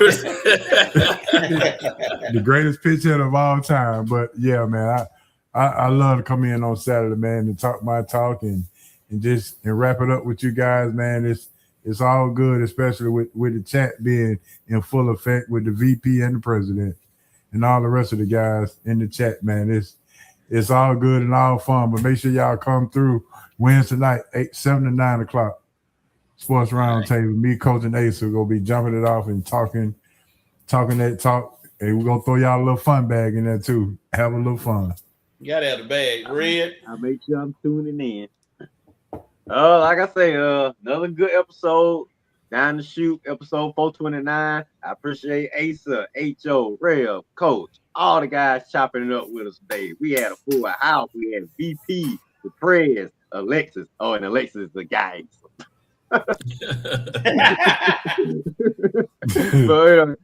Anthony Corey, Winston from the Eye Test. Who else we had in the chat today? Timothy Sagos, like I say, Thomas, everybody that was with us. Episode 429, definitely one to remember. Like I say, I love having a full house. Yes, sir. Did we tell Sagos happy birthday? I don't think we did, because it is his birthday today. Happy birthday to one of Atlanta's most popular Astros and local sports refs out there, and also local law enforcement guys. Timothy Sagos Jr. He an Astro, everybody. He ain't go to Mays with me and Red, but we still gonna show him some love. One of them Doug High Astros over at that prison school over there down the street from Hightower State. When they gonna get some windows in that place? Oh God, y'all can afford windows, can't you? Got them kids in there. Let me stop, Ace. I'm gonna be getting jumped by these Doug High. I know you gonna get pulled over tomorrow morning.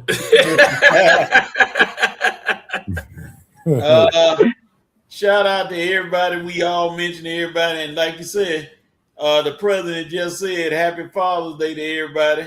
Oh yeah, celebrating Father's Day.